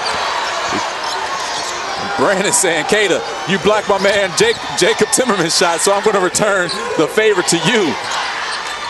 He does a great job of defending the paint. Stuzinski with the reverse. And as I say that, Mitch says, hey, Cameron, relax a little bit. I'm going to make this reverse layup, and we'll see how good Brandon is defending the paint. Mitch Stuzinski, the 6'8 senior, his first bucket of the night. And he was in foul trouble in the last night's state semis against Rockford Lutheran, so he has a lot of energy inside of his body, and he's utilizing it in the second half. Book with the offensive foul. He just put his shoulder and head down right into Stuzinski. And there's Mitch again, sliding over. This is textbook. This is a textbook move. Spinning to the baseline and using the reverse to his advantage, using the rim to shield off Brandon Book. And they need to go into Mitch again. I say give him the ball. He's feeling good right now. Scored the last basket for the Pioneers, then picked up a defensive charge. Too much traffic on the entry pass to Diop. And the layup on the other end, capitalizing on the turnover by Justin Becker. And Coach Eagleson wants more of his guards to contribute, scoring the basketball. And Mr. Becker is right there to answer the call. 24-21. Stuzinski will take a timeout to avoid the turnover.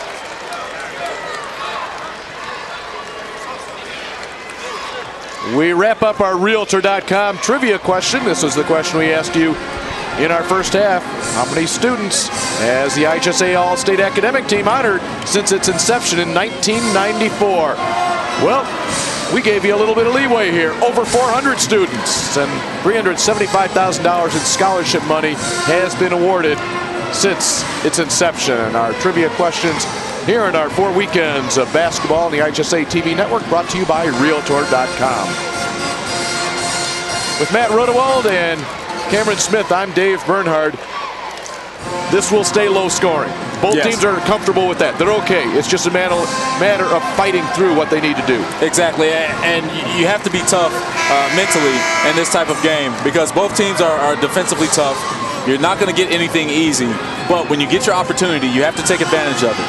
Whether it's an open layup or an open three, you have to make sure that you're being confident in taking those shots. Because of that timeout by Stuzinski, U-High has just 2 left here in the state finals. Each team gets 3 timeouts. Kane Wildermuth in the ball game. He handles the ball now. And I like the move by Coach Fitzgerald, putting Kane back into the game because he has a big body. He's done a good job of scoring on the block. They need to get him the ball right now. He wants it. He gets it. But the spacing by the Pioneers is not good. It's too cramped in that area. And Breese Central is doing a good job of packing in the paint. As you see Brandon Book, he's just spying Kane Wildermuth if Kane gets the ball. He's coming for the help. Wildermuth, he's going to go fade away. Tip follow attempt by Stuzinski, no. Wrapper house. Nice pass. Oh, rejected. Mitch Stuzinski. He had the only block in last night's game against Seton. and gets another block tonight. He's starting to become a force on the defensive end. In the first half, it was Kane Wildermuth, but Mitch Stasinski is answering the call defensively. He's done a great job. Looking to build on this three-point lead. Ellis. Book the rebound. A fourth rebound for Book. Last night he had 14.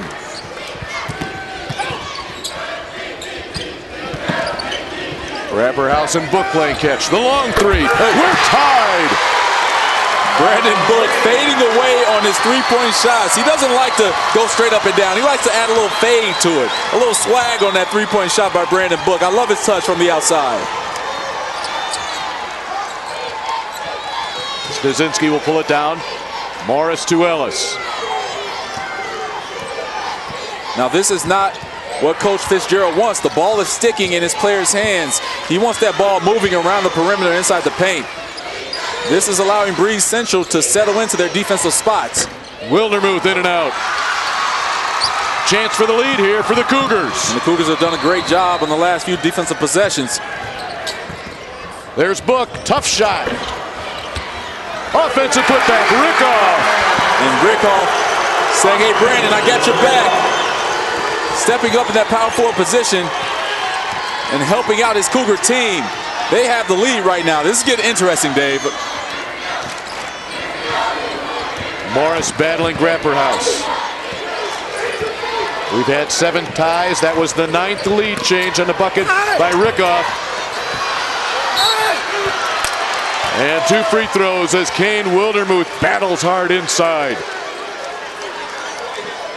Kane has been effective on the offensive boards.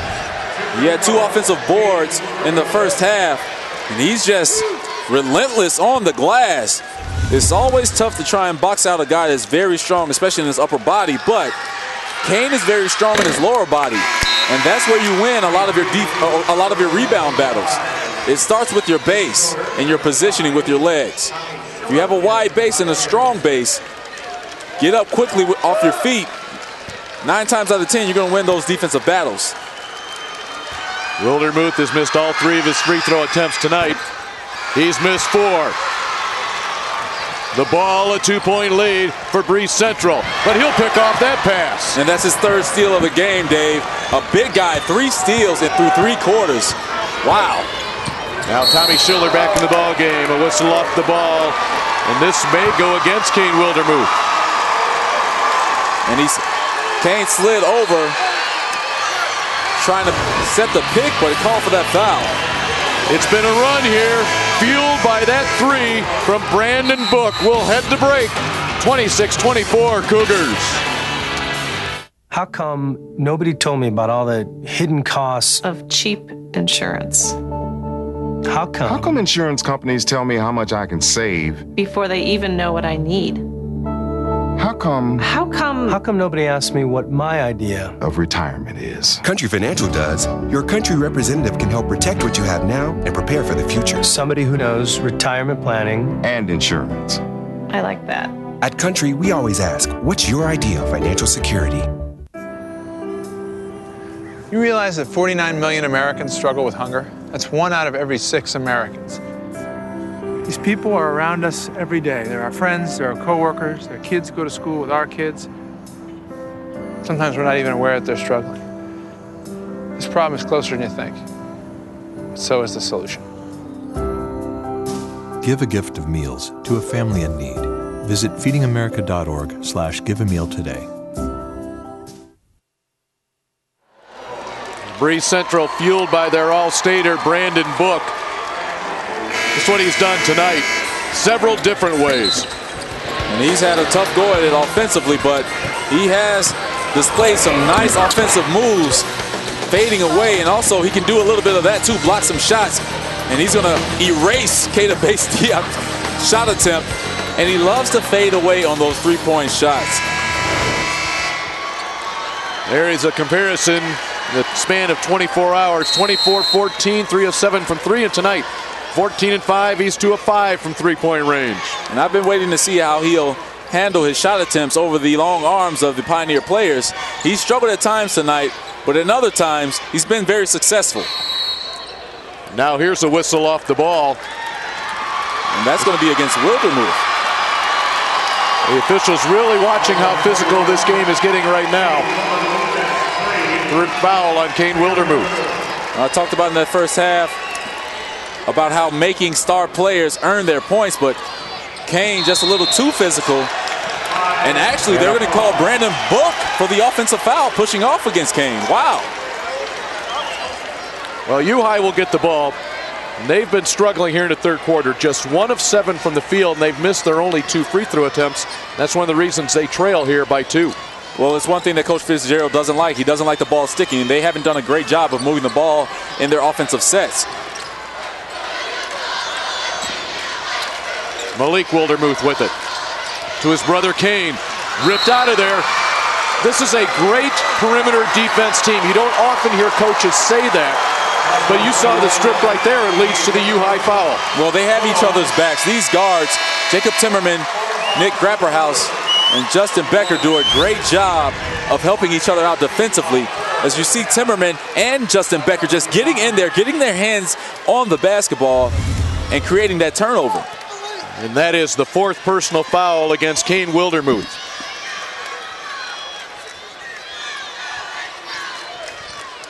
Great feed inside.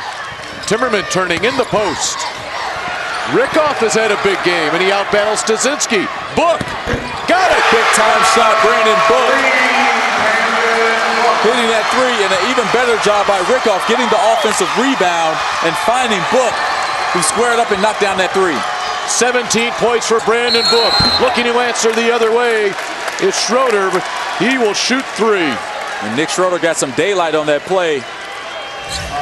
As we see, Rickoff is going to get this offensive rebound. He does a great job. He's really underrated at this aspect of his game. He gets offensive rebounds and finds Book, who loves to shoot from the wings. He loves the wings, whether it's the left or the right wing.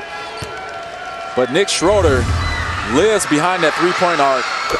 And a bad closeout by the Cougars, making contact with Schroeder in the air when he was releasing that ball. Boy, this is what they need right now. They've been struggling from the field. It's been tough to get a shot off. Get things settled down, get yourself 3 free throws. Yes, get to the free throw line, make things easier on yourself. But Nick Schroeder unsuccessful on that attempt. But it allows you to calm down going to the free throw line. It allows you to set your defense and get things going for your team. 2 of 3 for Schroeder. 29-26. Minute and a half to play in the third. Timmerman accelerates. And I like that drive by Jacob Timmerman, and I like the ball screen by Brandon Book, setting that on Tommy Schiller. He's playing hurt with that left ankle. And Bob Fitzgerald is going to get Tommy out of this game because he understands that he needs to have a quicker guard against Jacob Timmerman. 15th foul on U-High. Central with 4. And actually, Curtis Ellis is going to come in for Bates Diop, and Tommy Schiller is going to stay. So we'll see how Jacob Timmerman attacks Schiller on the offensive end. Malik Wildermuth pulls down Timmerman.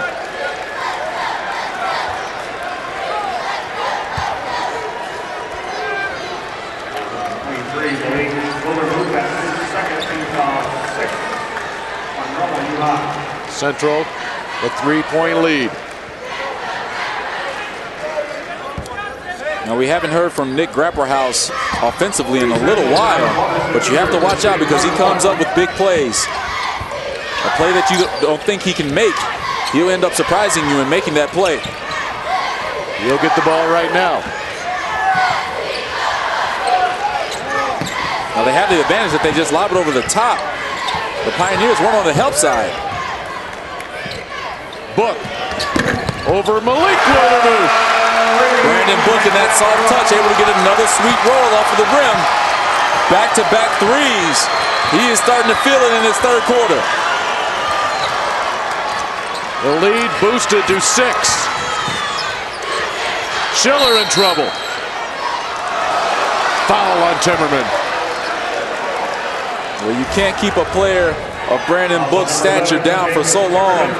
He's going to start waking up, and he hit that 3 and hit one previously before that one. He's starting to get it going from behind the arc. He has 11 points here in the third quarter, 3 3-pointers. Amazing. And the last time we showed that graphic, he had 14 points instead of 20. Knocking down those threes back to back, that'll raise your point total up quickly. Schiller creates to Malik Wildermuth. Stasinski passes it up. Backs in on Book and lays it in. And I like the move by Nick Stasinski in the post, going at Brandon Book, not letting Book rest on defense. I like it. You can't let him rest.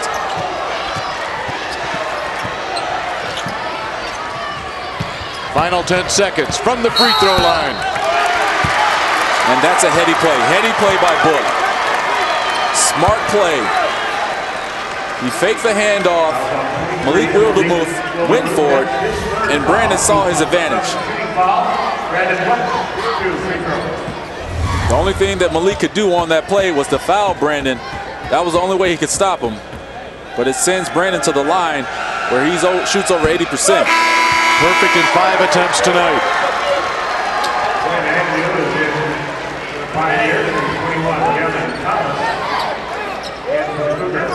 Malik Wildermuth will come out. His brother Kane sitting on the U High bench with 4 fouls. The will of this kid at the free throw line is amazing. Doesn't lack confidence. Had a tough first half, even though he's scoring the ball. But he knows he can get his shot off anytime he wants. Schiller gets it off. Follow, no. We will head to the fourth quarter.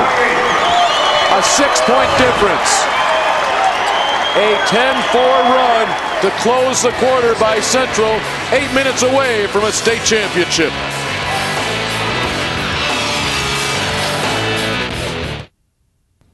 And so, after due deliberation and much hard work on the part of both agencies, we've decided to award the contract to Abercrombie and Teetweiler. What? You gotta be kidding me! Bad call, jeez. This is pathetic! Those ads went out with dancing cigarettes. What are you, blind? What are you, deaf? What are you, out of your mind? Six.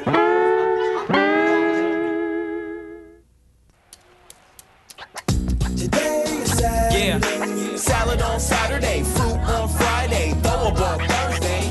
Water, water Wednesday, touch your toes Tuesday. Let's move Monday, swap us next Sunday. 60 minutes of physical activity a day and eating well can help get your child healthy. So keep them active and eating well every day. Get ideas, get involved, get going at letsmove.gov. That's letsmove.gov.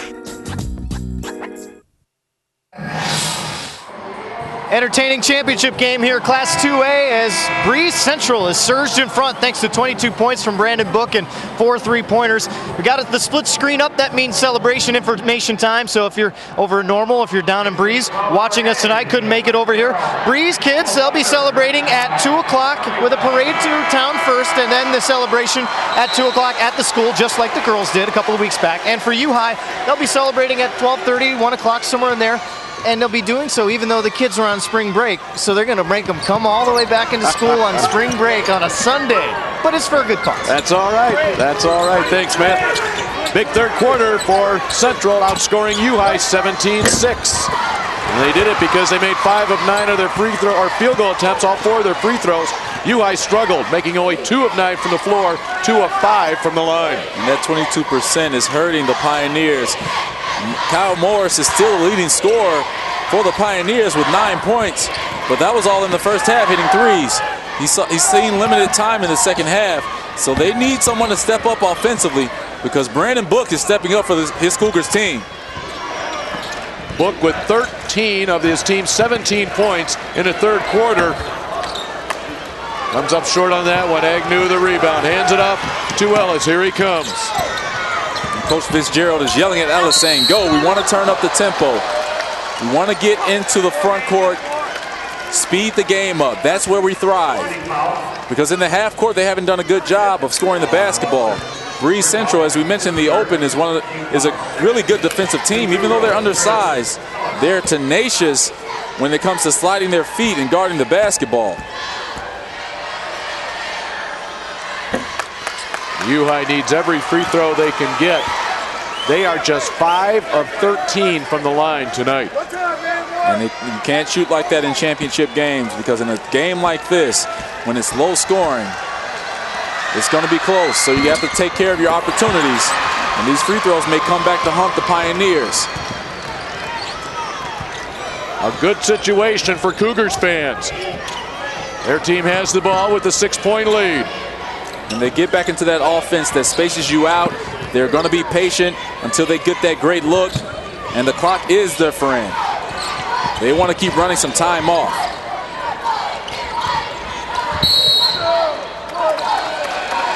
Stasinski goes down. The whistle blows. The foul will go on Book, his third. Well, Brandon has done a good job of staying out of foul trouble in this game so far. In that super sectional game, he had 4 fouls, but he had to play through it. Last night he had 4 fouls, was subbed out in little spurts, but was able to stay in the game and still make an impact.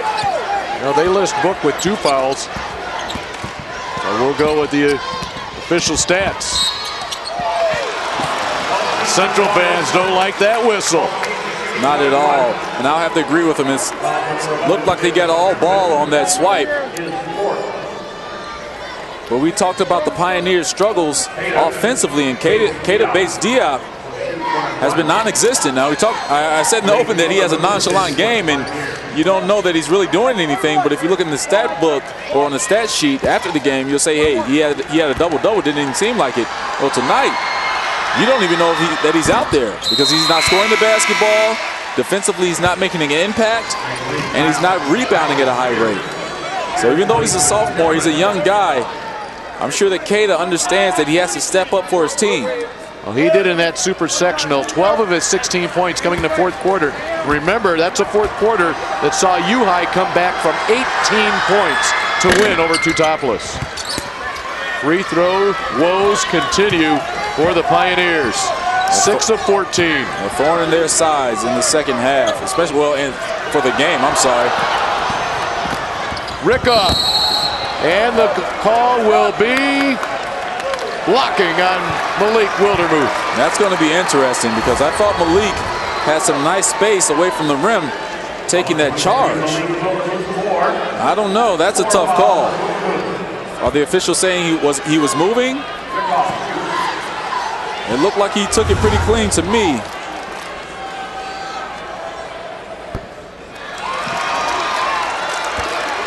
It's only the second miss from the line tonight for Central in 10 attempts. How about those numbers for Austin? 6 points, 8 rebounds. And a few of those rebounds have been offensive rebounds. So he's another guy for this Cougars team that is underrated. You don't think he'll be effective on the boards, but he'll surprise you. Now Nick Schroeder into the game for U-High. He's a 3-point threat, leads his club in threes with 65. And they need to run him off some screens, get him open. Maybe set some staggers away from the ball so he has some space, but a good job, Justin Becker defensively getting the block. Boy, he went right up there with Ellis. Now the challenge goes the other way. Nice pass.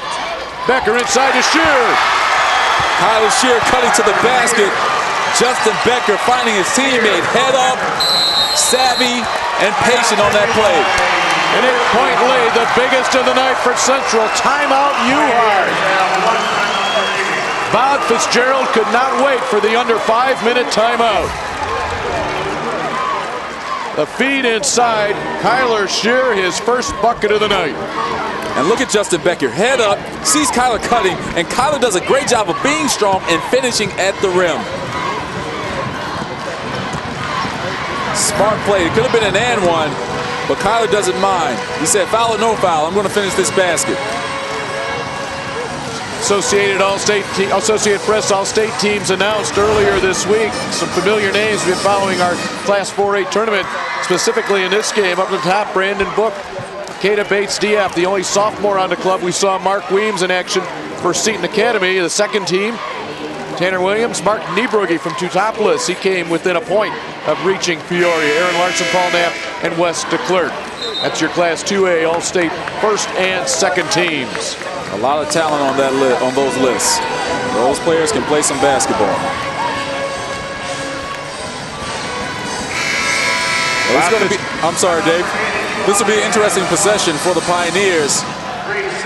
They haven't been able to knock down their free throws, and they haven't really scored consistently in this second half, so whoever it's going to be, they have to start stepping up right now, and hopefully it's Keita Bates-Diop.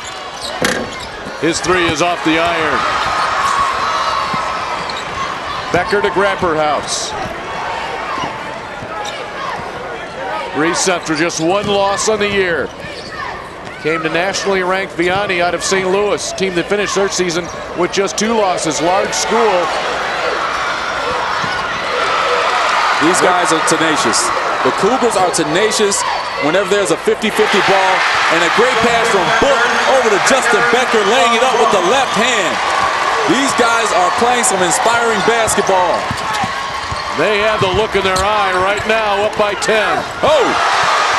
Book the rejection. And now a foul. They're looking at Grapperhaus. It will be a 1-and-1 for Stasinski.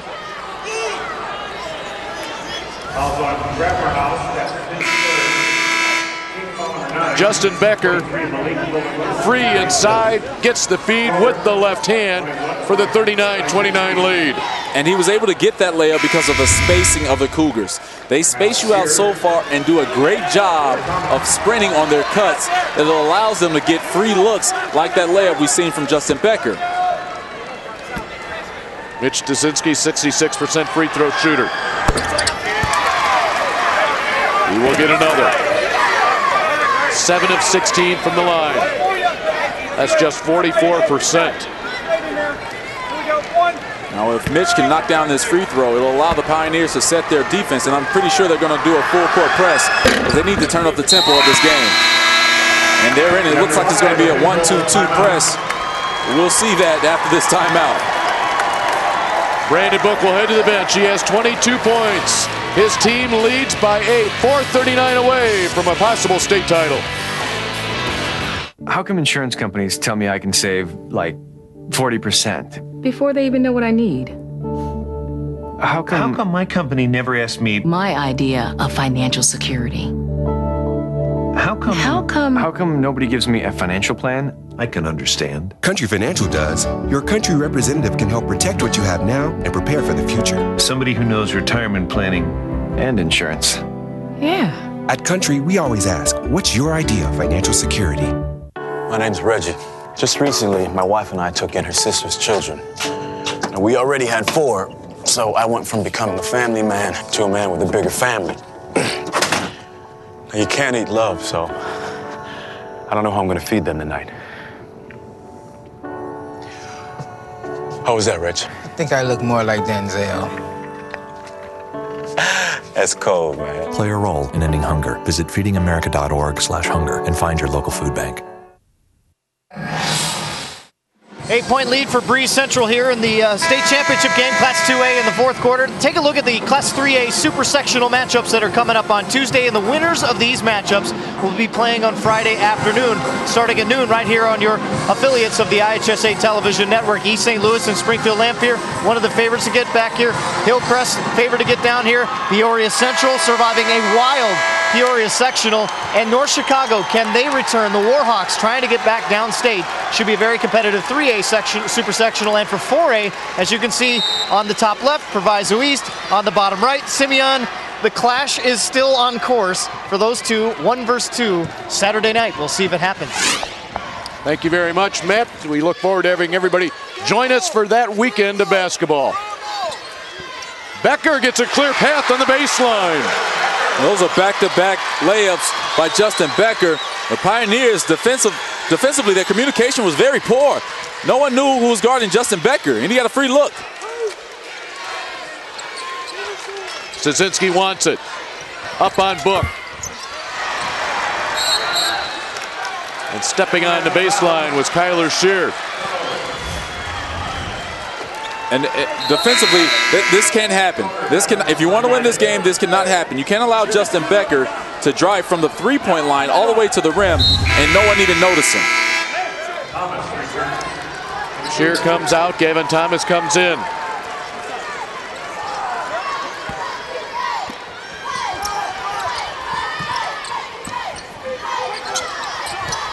Bates-Diop pulls up and knocks it down. Smooth shot by the super soft. He has a great touch for a kid his age and for a kid his size. We can hear Coach Fitzgerald yelling, scramble, scramble, scramble. They want to cause some chaos. A foul on Bates-Diop. U-High fans situated high here in Carver Arena don't buy it, but Bates-Diop just picked up his 4th personal foul. He and Kane Wildermuth both with 4. Oh yeah, that's a foul anywhere you play. Whenever you rake a guy across the face, it has to be a foul. The 4 fouls on Keita. We're going to see how he's going to play this last 3:46 out. Big miss by Thomas. Opens the door slightly for the Pioneers. Ellis, big shot. Huge shot by the senior Curtis. Now U-High needs to get another stop defensively. But before they can do that, Stan Eagleson will take a timeout for Central. You look to your senior to come up big. This was crucial here for Curtis Ellis. And Curtis Ellis has been big all weekend for the Pioneers. Nailing that pull-up jump shot, smooth touch, didn't get too deep on that dribble, and made the smart basketball play. Very interesting right here in terms of emotions. Central, we've seen them play with confidence here in the second half. But on the other side, U-High, we keep talking about making up an 18-point difference in the 4th quarter. That's going through their heads right now. They're looking at just a 6-point difference with 3.5 to play. Well, they've been down in this type of position before, being down in the 4th quarter, so they're no strangers to making miraculous comebacks. But they need to start creating some chaos. We hear Coach Bob Fitzgerald, head coach Bob Fitzgerald say scramble, scramble, scramble when the Pioneers are on defense. He wants these guys flying all over the place to get some steals and to get some baskets. This timeout was called by Central. Does it benefit U-High just as much at this stage? It definitely benefits them because they are allowed to set their defense. And when they set their defense, they're going to put Keita Bates-Diop. I'm sorry, they're going to allow the Pioneers to go over what they want to do defensively. Now, whether it's a full court press or a certain trap, U-High has now set what they want to do. But on the flip side, the Cougars have set their play offensively, and Stan Eagleson has allowed his players to see what the Pioneers are going to do. Keita Bates-Diop is back in the ballgame, and it leads to a steal. Nice move. Bates-Diop, 3-ball. Malik Wildermuth, the putback. Beautiful move by Malik using his pivot foot on that play. Wow. A 10-point lead is now just 4. Floor spread again by the Cougars. Malik Wildermuth, he'll get it. Grapperhouse fills the lane. And that's Mr. Consistency, Nick Grapperhouse. But how about the Wildermuth brothers tonight? They've been huge defensively, coming up with big play after big play. Did Grapperhouse get a timeout? He did. They will have one left, each team with 1 timeout remaining. Malik Wildermuth sensed Keita Bates-Diop there, but he did not see number 13 in a purple jersey, Nick Grapperhouse. Pioneers on a 10-2 run in the last 2 minutes and 3 seconds. Coach Fitzgerald has switched up his defenses. First, he was going with a 1-2-2 press, putting Keita Bates-Diop on the ball. Now he's falling back to a 1-3-1. But the Cougars have to do a better job of moving the basketball because they're allowing themselves to be trapped. And we saw that a couple of possessions ago for the Cougars. They were trapped in the corner and tried to make a cross-court pass, and there was Malik Wildermuth for the steal. We look in on Stan Eagleson. His 26th season. Up until last night, he had lost 5 straight games in the state finals. He's looking for a 2-game winning streak.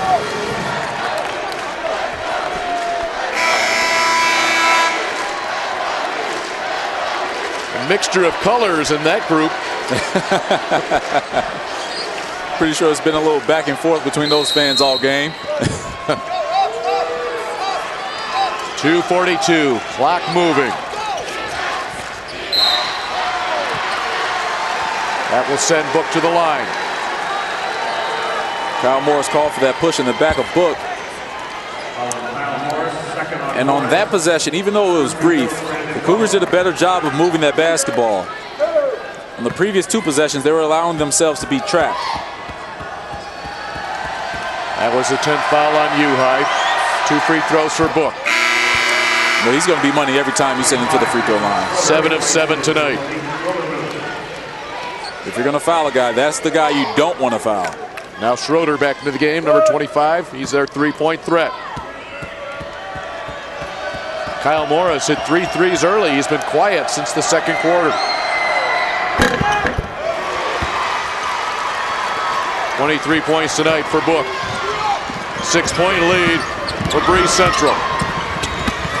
Ellis, partially blocked by Becker. Second time Becker has blocked a shot by Ellis. Whether it's Nick Grapperhouse or Justin Becker, these guards have been huge, but Curtis Ellis makes up for the missed shot.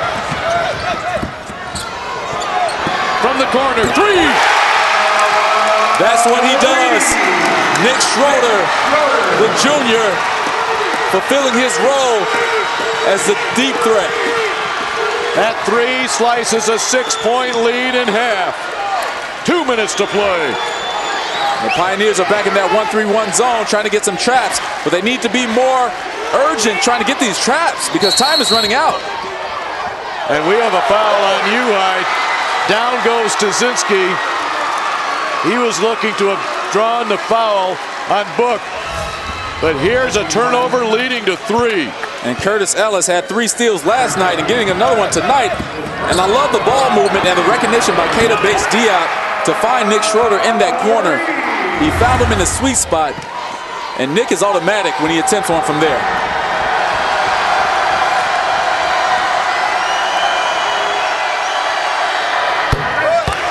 Nine for 9 from the line.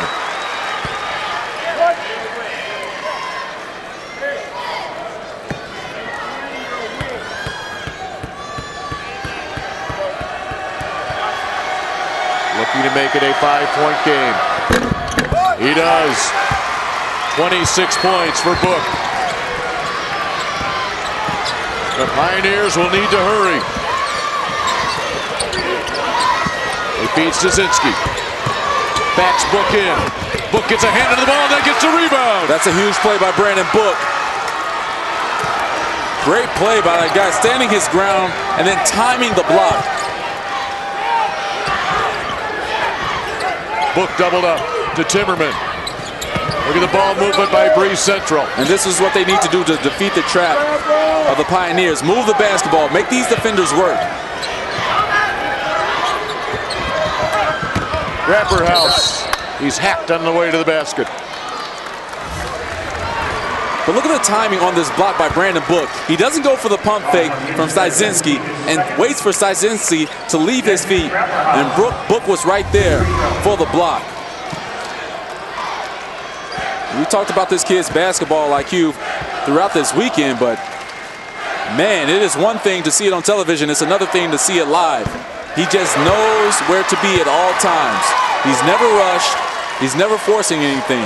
He makes the right plays. Grapperhouse, perfect 3 of 3 from the line tonight. Central, 14 of 17 free throwing. 6-point difference, 1:10 to play. That missed free throw leaves the door open. There's still hope for the Pioneers. Schroeder is fouled. And that's what you don't want to do if you're Breese Central. Stopping the clock and allowing the Pioneers to get free cracks at the basket at the free throw line. Schroeder to get 2, 68% shooter from the line this season.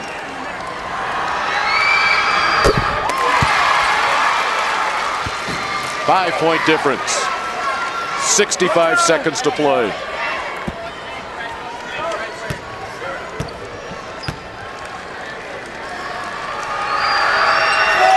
Leaves it short. Diop off his hands to Morris. 1 minute left. Stasinski. Book the board. He needs help. He's being trapped. Becker, look out. And that will be a turnover with 47 seconds left. Book 26 points, 11 rebounds, perfect 10 of 10 from the line. And he has his double-double. This kid is a walking double-double anytime he's in the gym. Two-possession game. Great play by Ellis. Ellis baited Becker into the foul. Mental mistake by Justin Becker on that play, and he's fouled out of the game. But look at Curtis Ellis. Sets the bait. Justin Becker takes the bait. Smart move by Ellis. Now he needs to step to this free throw line and knock these shots down. He's only 1 of 4 from the line tonight. A 50% free throw shooter on the year. A 5-point game, that's 2 possessions. Becker's going to have to do an excruciating thing right now, is to watch from the bench. You're not able to help your team. Curtis Ellis stepping up for the Pioneers. I want to see if Bob Fitzgerald is going to extend his defense if Ellis makes this free throw. Ellis now 2 of 5 from the line.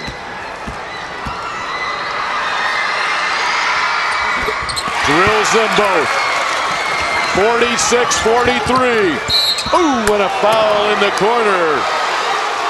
The press had been set up very nicely. Forced the ball into the corner. Here's the foul. And I can understand why Curtis is upset with the official on that call, because it looked so good because the basketball was right there. But you had the trap set. You have your 6'8" sophomore helping you whip the trap. A guy that took one dribble and picked it up. You just want to stay within the trap. You don't want to reach and pick up a foul like that to send a guy to the free throw line. 14 of 18 from the line now. Timmerman there for his second time. Big free throw there. 4-point difference. 44 seconds left. Well, if you're U-High, you want to attack the basket. Now, if you get a great look from 3, of course you have to take it. But it has to go to the basket, because if you're fouled, you're going to stop this clock and get to the free throw line. Here come the Pioneers, down by 4. Nice pass. Inside to Sosinski. It's a 2-point game. They don't have to foul. Ahead to Book. He's going to go hard. And it's a blocking foul. You can count the bucket. Wow. That is a huge call by the official. Either way, it changes the momentum of this game, and Coach Fitzgerald is trying to restrain himself from Let's going take a nuts. Look. Here it is. And I can see why they call it a block, because Stasinski never took the contact. He was fading back before Book even hit him. 4-point difference. 20 seconds left. 1 timeout remaining each way. Stasinski. Schroeder. Fade away. Got it! Great tip in by Nick Stasinski. A 2-point game with 11 seconds left. Bob Fitzgerald was right in the official's ear, calling a timeout as that ball was sitting on the rim. Take a look back at it. And check Mitch Stasinski's effort on this play. Shows his athleticism, and that's hard to do. Jumping off the left foot, going to your left, and tipping it in with your right. Well, I'm sure these guys in this huddle for the Pioneers, they still believe that they can win this game. You never know what's going to happen. 11 seconds is a lot of time. And Coach Fitzgerald wants these guys to get a hard trap. Don't foul right away, but if you're going to foul, go for the ball, because you never know what may happen. You may get away with a non-call and get a steal and go in for a layup. So these are crucial possessions for both of these teams. Well, if you're looking for a player to foul, depending on who's on the floor for Breese Central, Jacob Timmerman at 61%, Austin Rickoff at 58%. It will come down to the final 11.2. Let's go to Matt. Calm huddle for Breese Central. Stan Eagleson just trying to relax his guys. He says, gentlemen, we don't get to win a state championship very often. Let's go do it. Rickoff to inbound. To Timmerman. Underneath 10 seconds, it will send Grapperhaus to the line. Grapperhaus at 75%, 3 of 4. He missed his last free throw there. And I like what Brandon Book is doing with Nick Grapperhaus, because these are big free throws, and Book was sharing a little laugh with Nick, trying to get him to be relaxed. If Grapperhaus can hit 2, that could just about do it. U-High out of timeouts. Money on the first. Playing varsity since his freshman year.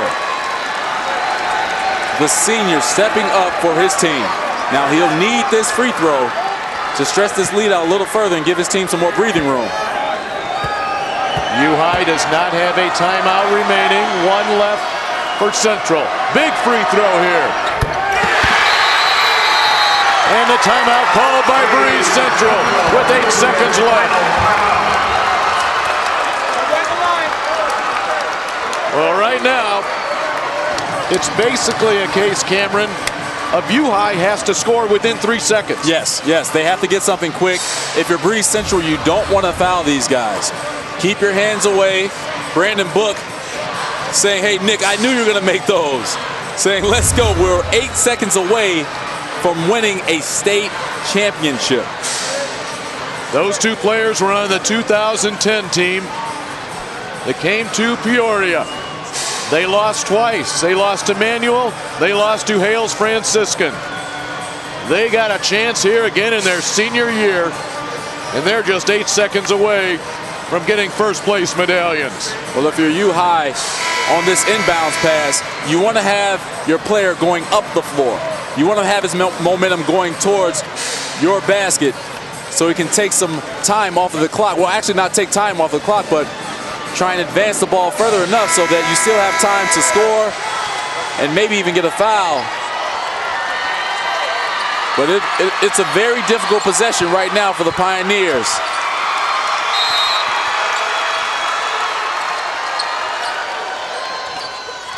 He almost threw it in the bucket. Grapperhaus grabbed from behind with 5.4 seconds left. And Dave, how about that last defensive possession for the Cougars? Brandon Book gets the deflection.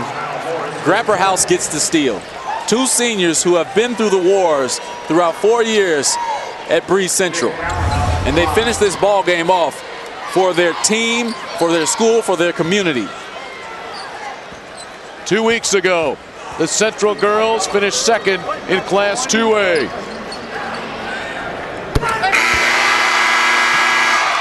Their boys 5.4 seconds away from doing one better as Stan Eagleson will take out his starters and listen to the Central crowd.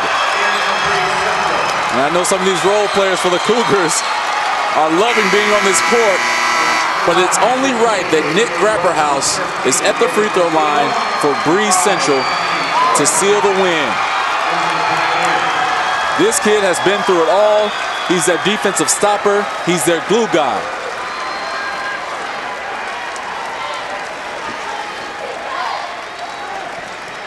How about that for Book? His last game as a high school player. He's going to leave with 28 points and 11 rebounds. 4 huge free throws by Grapperhaus.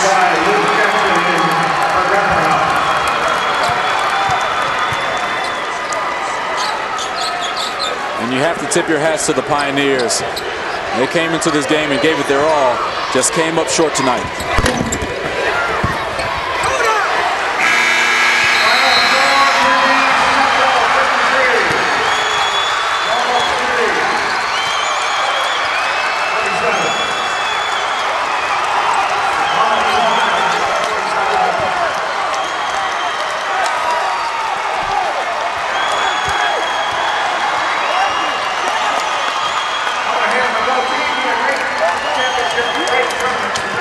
The range of emotions here on the Carver Arena floor.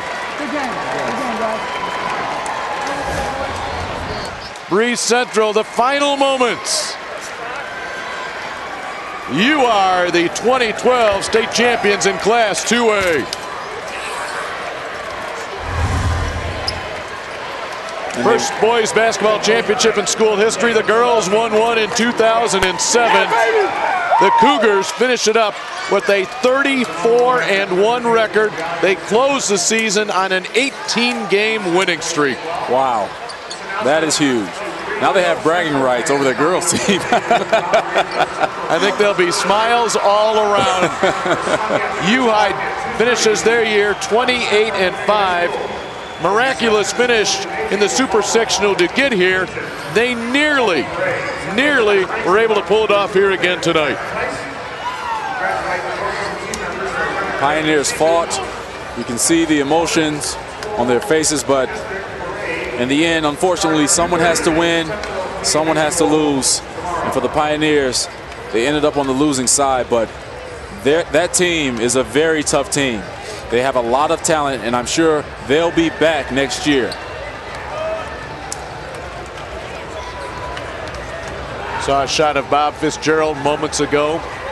Fitzgerald, 1992, lost in the state championship game. He loses again here. Let's award our medals, our trophies. Let's go to Paul Herzog for that ceremony. 1 o'clock at the school. University High reception, 1 o'clock tomorrow at the school.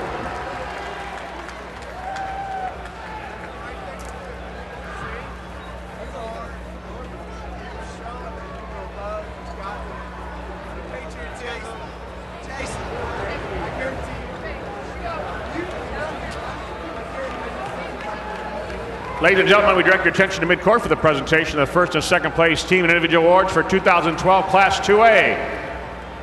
Presenting medallions, members of the Illinois High School Association Board of Directors attending this game. They are Dr. Michael Gardner, Frankfort Linkaway North, Division 3. James Boyd, Fort Byron Riverdale, Division 4. Ron Connor, Clinton, Division 5. Dr. Chuck Nagel, East Peoria, Division 6. Jim Woodward, Anna Jonesboro, Division 7, and Greg Bradley, Mount Zion, the treasurer. Governor Patrick Quinn will assist in the presentation of the medallions and also the trophies.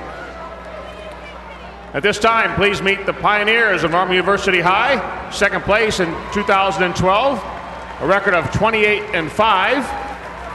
Superintendent of Normal University High, Dr. Robert Dean.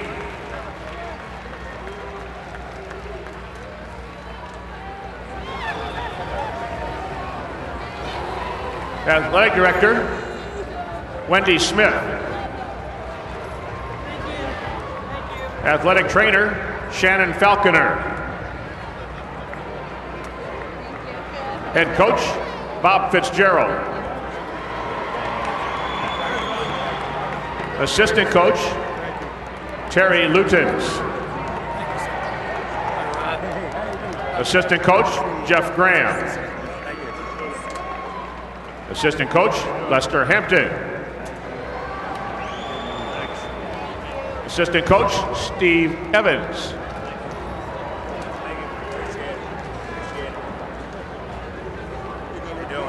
Thank you, I appreciate it. Scorekeeper, Glenn Leary. Thank you. Statistician, Dave Miser. Videographer, Kevin Rapps. Now the Pioneer players, number 5, Tommy Schiller. 11, Kyle Morris. 13, Dave Castillo.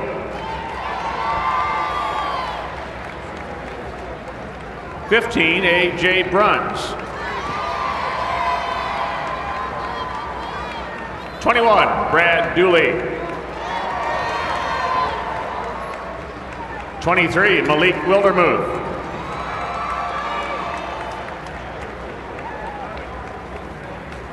25, Nick Schroeder. 31, Tyler May. 33, Curtis Ellis. 35, Kata Bates Diop. 41, Kane Wildermuth. 51, Mitch Styczynski. And 55, Bryn Agnew. Congratulations to Normal U High, Pioneers, second place, 2012.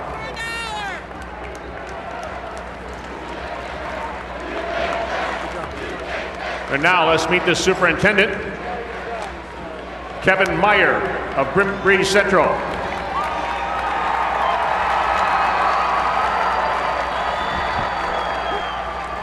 Principal, B. Kent Jones.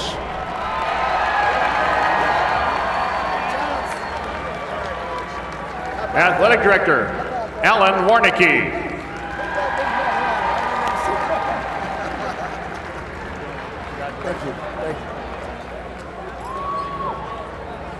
Athletic Trainer, Marty Stewart.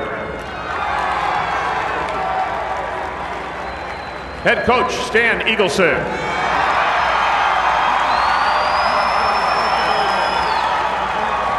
Assistant Coach, David Thomas. Assistant Coach, Kurt Peters. Assistant Coach, Jeremy Schubert. Assistant Coach, Donnie Pedersen.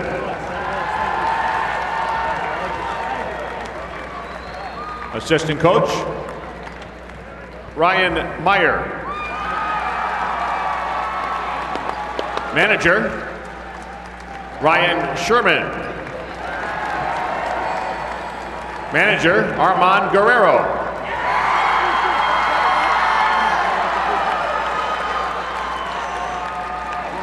Now the Cougar players, number 5, Greg Meyer. 11, Jacob Timmerman. 13, Nick Grapperhaus. 15, Tanner Imming. 20, Justin Becker. 21, Gavin Thomas. 22, Andrew Schulte. 23, Luis Perez. 30, Austin Rickoff. 33, Kyler Shear. 45, Luke Jackson. 50, Brandon Book. And 53, Noah Stockman. Congratulations to Breese Central, first place 2012 for 2A. This time will Coach Fitzgerald and the captains of Normal U High step forward and receive the second place trophy from Governor Patrick Quinn.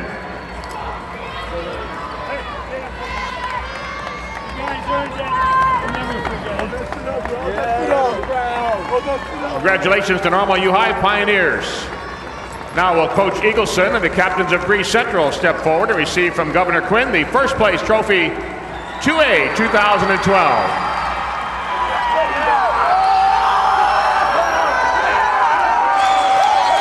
Your 2A state champions, the Breese Central Cougars, hosting that trophy high, and the headlines are out.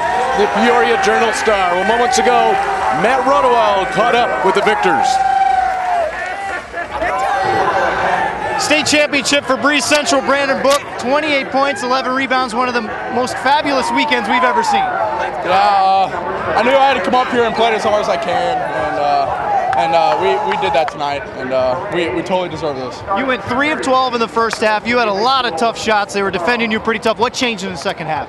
I just had to come out here mentally prepared. You know, we all had to come out here, just go out here and play hard, and we did that. State champs. The girls are not state champs, but you guys are. Yeah, it feels great. It feels great. It chills down my spine. All right. Thank you. Congratulations. I'll talk to real quick Stan Eagleson, the head coach. You know, you've been here 30 years as a head coach, denied in the quarterfinal round. You got to the semifinal round a couple years ago, and you finally break through with a state championship.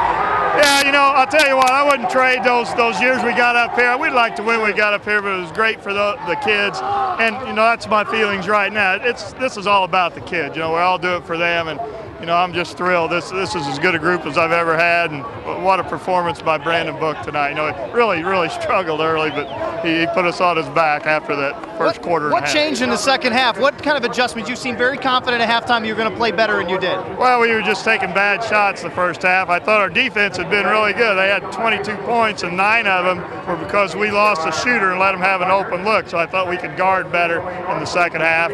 And then combine that with taking better looks at the basket.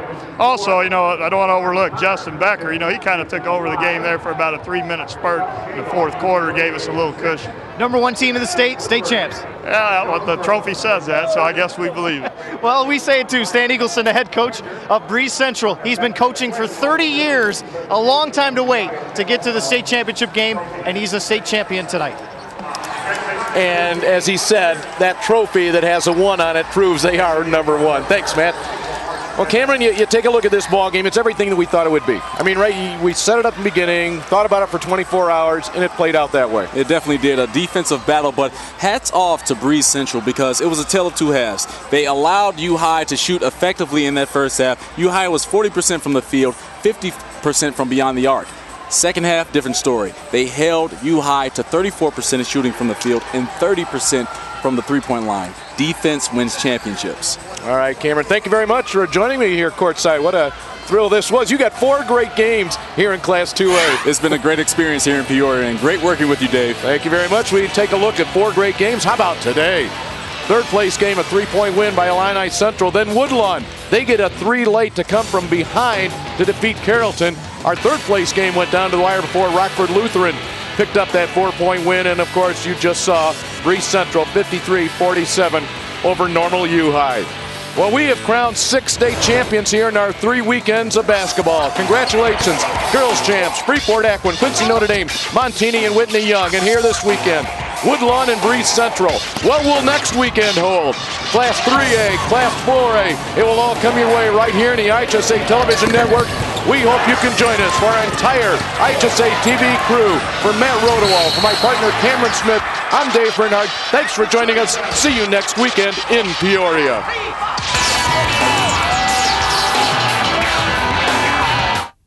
I could be tweeting about the cool video I just saw, but instead, I'm saving the family some money. Have your new driver take our online course. They'll become smarter drivers, and you can save up to 10% on Country Financial Auto Insurance. Well, aced it. Visit simplydrive.com. From the gridiron to the hardwood, on the links or on the track, on the diamond or on the ice. Go to prepfilms.com. It's easy. You can order your DVD online. At prepfilms.com, you make the memories. We'll make them last forever. I could be tweeting about the cool video I just saw, but instead, I'm saving the family some money. Have your new driver take our online course. They'll become smarter drivers, and you can save up to 10% on Country Financial Auto Insurance. Well, aced it. Visit simplydrive.com. How you doing? My name's Steve. My family's lived in this neighborhood for years. Recently, things got so tight, we had to go to our local food bank for help. I lost a lot of sleep worrying about what the neighbors might think. That is until I saw them there, too. How'd I do, Steve? A little stiff. You could have done a little better. What? Come on. You know, I have an Academy Award. Yeah, but not for playing me. Play a role in ending hunger. Visit feedingamerica.org/hunger and find your local food bank. Mom, can I have $1? Yeah, it's right. I think my purse is upstairs on the bed. It's not here. Check the dining room. No. What about your sister's room? It's not there either. The upstairs closet? The downstairs closet? There are no more closets. Moms everywhere are finding ways to keep kids active and healthy. Get ideas, get involved, get going at letsmove.gov.